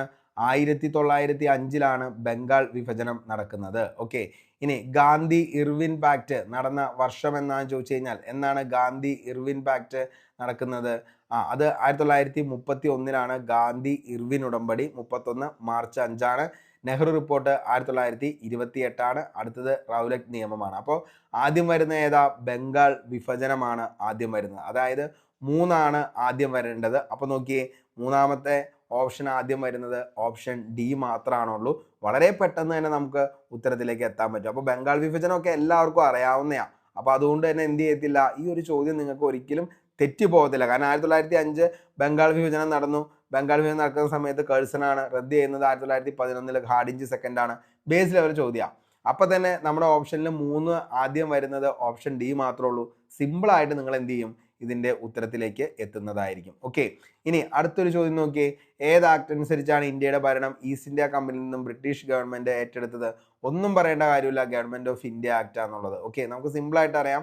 ഗവൺമെൻറ് ഓഫ് ഇന്ത്യ ആക്ടിന് ശേഷമാണ് ഈ പറയുന്ന ബ്രിട്ടീഷ് രാജ്ഞി നേരിട്ടുള്ള ഭരണം ഇന്ത്യക്കാർക്ക് കൊടുക്കുന്നതും. അതേപോലെ തന്നെ ദത്തവകാശ നിരോധന നിയമം എന്ന് പറയുന്ന ആ ഒരു നിയമം എന്ത് ചെയ്യുന്നു? എടുത്തു കളഞ്ഞ് ഇന്ത്യക്കാർക്ക് കുറച്ചുകൂടിയും എന്താണ് സുഗമമായ ഭരണവും അതേപോലെ തന്നെ എന്താണ് ഭരണത്തിൽ അവരെ കുറച്ചൊക്കെ പ്രാതിനിധ്യം കൊടുക്കാനൊക്കെ തീരുമാനിക്കുന്നതും ഈ ഒരു നിയമം വഴിയാന്നുള്ളത് ഓർക്കുക. അങ്ങനെ സെക്രട്ടറി ഓഫ് സ്റ്റേറ്റ് എന്ന് പറയുന്ന പുതിയൊരു സ്ഥാനം കൂടി അവിടെ വരികയുണ്ടായി എന്നുള്ളതൊക്കെ ഓർത്തു വെച്ചേക്കുക. ഓക്കെ, ഇനി നമ്മൾ അടുത്ത് പറഞ്ഞു ഏതാണ് മാൻസബ്ദാരി സമ്പ്രദായം നടപ്പിലാക്കിയത് ആരാന്ന് ചോദിച്ചു കഴിഞ്ഞാൽ ആരാണ് മാൻസബ്ദാരി? അക്ബറാണ് മാൻസബ്ദാരി സമ്പ്രദായം കൊണ്ടുവന്നത് എന്നുള്ളത് നമുക്കറിയാം. അക്ബർ ഇത് നടപ്പിലാക്കിയത് മധ്യേഷ്യയിൽ നിന്നാണ്. എന്താണ് ഈ പറയുന്നതെന്ന് മാൻസബ്ദാരി എന്നതുകൊണ്ട് ഉദ്ദേശിക്കുന്നതെന്ന് ചോദിച്ചാൽ സൈനിക ശക്തിയോടൊപ്പം പ്രബുദ്ധരായും ഉദ്യോഗസ്ഥന്മാരുടെയും പിന്തുണ ഉറപ്പാക്കാൻ അക്ബർ സ്വീകരിച്ച സമ്പ്രദായം. ഓക്കെ, അപ്പോൾ അത് സെറ്റാണ്. അടുത്തത് കേരളത്തിലെ ഒന്നാമത്തെ EMS നമ്പൂതിരിപ്പാടിന്റെ കീഴിലുള്ള ശരിയായ പ്രസ്താവന. അതായത് എന്താണ് EMS നമ്പൂതിരിപ്പാടിന്റെ കീഴിലുള്ള മന്ത്രിസഭയുമായി ബന്ധപ്പെട്ട ശരിയായ പ്രസ്താവന. നമുക്കറിയാം ഓരോരുത്തരുടെയും നമ്മൾ പഠിച്ചു പോയതാണ്. അപ്പോൾ EMS മുഖ്യമന്ത്രി, C അച്യുതമേനോൻ ധനകാര്യം, TV തോമസ് തൊഴിൽ ഗതാഗതം, KC ജോർജ് വനം ഭക്ഷ്യവകുപ്പാണ്, KP ഗോപാലൻ വ്യവസായം, TA മജീദ് പൊതുമരാമത്ത്. അപ്പോൾ നമ്മുടെ ആൻസർ എന്ന് പറയുന്നത് 1, 3 ആണെന്നുള്ളത് നമ്മൾ പറഞ്ഞു. അപ്പോൾ ഇത്രയും കാര്യങ്ങളിൽ യാതൊരു ഡൗട്ട്സും ഇല്ല എന്ന് തന്നെ കരുതുന്നു. മക്കളെ, നമ്മൾ ഇങ്ങനെ പഠിക്കുമ്പോൾ നിങ്ങളൊന്ന് ആലോചിച്ച് നോക്കിയേ നമ്മൾ എത്ര ടോപ്പിക്സിലൂടെയാണ് കടന്നു പോകുന്നത്. അപ്പോൾ ഇങ്ങനെയുള്ള ക്ലാസ്സുകളായിരിക്കും ഇനി അങ്ങോട്ടേക്ക് നിങ്ങൾക്ക് വരുന്നത്. പക്കാ ഡീറ്റെയിൽ ആയിട്ട് ഓരോ ടോപ്പിക്സും നിങ്ങൾ സെറ്റായി തന്നെയായിരിക്കും പഠിച്ചു പോകുന്നത്. കൂടാതെ നമുക്ക് ഇതിനി വരുന്ന ദിവസങ്ങളിൽ ലൈവ് സെഷനുകൾ റിവിഷന് വേണ്ടി വയ്ക്കാം. അപ്പോൾ എന്താണ് മാക്സിമം എനിക്ക് ഈ പറയുന്ന വലിയ വലിയ എക്യുപ്മെൻറ്റ്സ് ഒന്നും നമുക്ക് നിലവിൽ ഇവിടെ ഇല്ല. അതുകൊണ്ടാണ് എന്ത് ചെയ്യുന്നത്, ഈ പറയുന്ന ലൈവ് ഒന്നും പോകാനായിട്ടുള്ളൊരു സിറ്റുവേഷൻ നമുക്ക് ഇപ്പം നിലവിലില്ല. അതുകൊണ്ടാണ് തരാത്തത്. അല്ലെങ്കിൽ ഉറപ്പായിട്ടും എന്താണ് നമുക്ക് ഈ പറയുന്ന ലൈവായിട്ടൊക്കെ ക്ലാസ് ചെയ്യാറുണ്ട്. അപ്പോൾ അതിനുള്ള നെറ്റിൻ്റെ സ്പീഡൊന്നും നമ്മുടെ ഇവിടെ ഇല്ല. അപ്പോൾ അതും ഒരു വലിയൊരു പ്രശ്നമാണ്. അപ്പോൾ അതൊക്കെ കൊണ്ടാണ് ഈ പറയുന്ന ലൈവ് വരാത്തത്. എന്നിരുന്നാൽ തന്നെ നമുക്ക് പറ്റാവുന്ന തരത്തിലുള്ള രീതിയിൽ നമുക്ക് എന്ത് ചെയ്യാം, ഉള്ള കാര്യങ്ങളൊക്കെ സെറ്റ് ചെയ്ത് നമുക്ക് ലൈവൊക്കെ അടുത്ത ദിവസങ്ങളിലേക്ക് സെറ്റ് ചെയ്യാം. അപ്പോൾ അതിനൊക്കെ നിങ്ങളുടെ സപ്പോർട്ട് വേണം. നിങ്ങളുടെ സപ്പോർട്ടും സ്നേഹവും ലൈക്കും കമൻസും ഒക്കെയാണ് ഓരോ ക്ലാസ്സുകളും ചെയ്യാനുള്ള ഏറ്റവും വലിയ പ്രചോദനം എന്ന് പറയുന്നത്. അപ്പോൾ നമ്മളിപ്പോൾ നിലവിൽ കമ്പനി ബോർഡ് LGSൻ്റെ ക്ലാസ് നിലവിൽ റണ്ണിങ് ആണ്. കമ്പനി ബോർഡ് അസിസ്റ്റൻറ്റ് ഗ്രേഡിൻ്റെ ക്ലാസ് റണ്ണിങ് ആണ്. അപ്പോൾ ഈ 2 ക്ലാസ്സുകളും ഞാൻ തന്നെയാണ് ചെയ്യുന്നത്. അതിൻ്റെ PDF നോട്ട് ഉണ്ടാക്കണം. അതേപോലെ തന്നെ ഇതെന്താണ് നിങ്ങൾക്ക് പറഞ്ഞ് സെറ്റാക്കി പറഞ്ഞു തരണം. അപ്പോൾ ഈ ക്ലാസ്സിൻ്റെ ലെങ്ത് ഒക്കെ കാണുമ്പോൾ തന്നെ നിങ്ങൾക്കറിയാം ഓരോ ക്ലാസ്സും അത്രത്തോളം കഷ്ടപ്പെട്ടിട്ട് തന്നെയാണ് ഇതിൻ്റെ നോട്ട്സ് ആണെങ്കിലും അതേപോലെ തന്നെ ക്ലാസ്സുകളൊക്കെ ആണെങ്കിലും ചെയ്യുന്നത്. അപ്പോൾ മാക്സിമം ഞാൻ ആഴ്ചയിൽ ഒരു 3 ക്ലാസ് എങ്കിലും 2 എണ്ണത്തിൻ്റെയും തരാമെന്നാണ് ഉദ്ദേശിക്കുന്നത്. അതായത് കമ്പനി ബോർഡ് LGSൻ്റെ ഒരു 3 ക്ലാസ്സും കമ്പനി ബോർഡ് അസിസ്റ്റൻറ്റ് ഗ്രേഡിൻ്റെ ഒരു 3 ക്ലാസ്സും. കൂടാതെ നമുക്ക് റിവിഷൻ പ്ലാനുകളൊക്കെ വരും. അപ്പോൾ അതും എന്ത് ചെയ്യാം, നമുക്ക് ഈ പറയുന്ന പോലെ തന്നെ സെറ്റാക്കി കൊണ്ടുവരാം. അപ്പോൾ അങ്ങനെയൊക്കെ നമ്മൾ നന്നായിട്ട് പഠിച്ചു കഴിഞ്ഞാൽ തീർച്ചയായിട്ടും നിങ്ങൾക്ക് നല്ലൊരു റാങ്കിലേക്ക് വരാനായിട്ട് പറ്റും. ഷുവറാണ്. നിങ്ങൾ ഒന്നിനെക്കുറിച്ച് ആലോചിച്ചും പേടിക്കൊന്നും വേണ്ട. എന്താണെന്ന് വെച്ച് കഴിഞ്ഞാൽ നമ്മളങ്ങനെ പേടിച്ചുകൊണ്ട് പ്രത്യേകിച്ച് മക്കളെ നമുക്കൊന്നും കിട്ടാനൊന്നുമില്ല. കാരണം കൂടുതൽ ടെൻഷനായി കൺഫ്യൂഷനായി അവസാനം എന്ത് ചെയ്യും, ഉത്തരങ്ങളൊക്കെ തെറ്റിക്കാൻ, അതായത് നെഗറ്റീവ് കൂട്ടാനുള്ള വഴിയാണ് ഈ പറയുന്ന ടെൻഷനും അതേപോലെ തന്നെ ഈ പറയുന്ന നമ്മുടെ ഓരോ ദിവസവും നമ്മൾ ഈ റിവിഷൻ ഇല്ലാത്തുള്ള ഒരു പഠനം എന്ന് പറയുന്നത്. അപ്പോൾ കൃത്യമായി റിവിഷൻ ചെയ്യുക, അതേപോലെ തന്നെ കറക്റ്റായി പഠിക്കുക, എല്ലാ ദിവസവും ക്വസ്റ്റ്യൻ ബോൾ അറ്റൻഡ് ചെയ്യുക, നമ്മുടെ ഫാമിലിയിൽ നിങ്ങളെല്ലാവരും എല്ലാത്തിലും ജോയിൻ ചെയ്യാനായിട്ട് ശ്രമിക്കുക. അപ്പോൾ അങ്ങനെയൊക്കെ പോയി കഴിഞ്ഞാൽ ഉറപ്പായിട്ടും നല്ലൊരു റാങ്കിലേക്ക് വരും. ഇത്രയും കാര്യമൊക്കെയാണ് പറയാനുള്ളൂ. എല്ലാവർക്കും ക്ലാസ് ഇഷ്ടപ്പെട്ടെങ്കിൽ ഉറപ്പായിട്ടും ലൈക്ക് ചെയ്യണം. നിങ്ങളുടെ കമൻസുകൾ താഴെ കമൻറ്റ് ചെയ്യണം. അതേപോലെ തന്നെ നിങ്ങളുടെ സുഹൃത്തുക്കളിലേക്കും റിലേറ്റീവ്സിലേക്കും കൂടി ഒന്ന് ഷെയർ ചെയ്യാനായിട്ട് ശ്രമിക്കുക. അപ്പോൾ പുതിയൊരു ക്ലാസ്സുമായി വീണ്ടും കണ്ടുമുട്ടാം. അതുവരത്തേക്കും short break. Signing off, Arun Kombanadan. Thank U.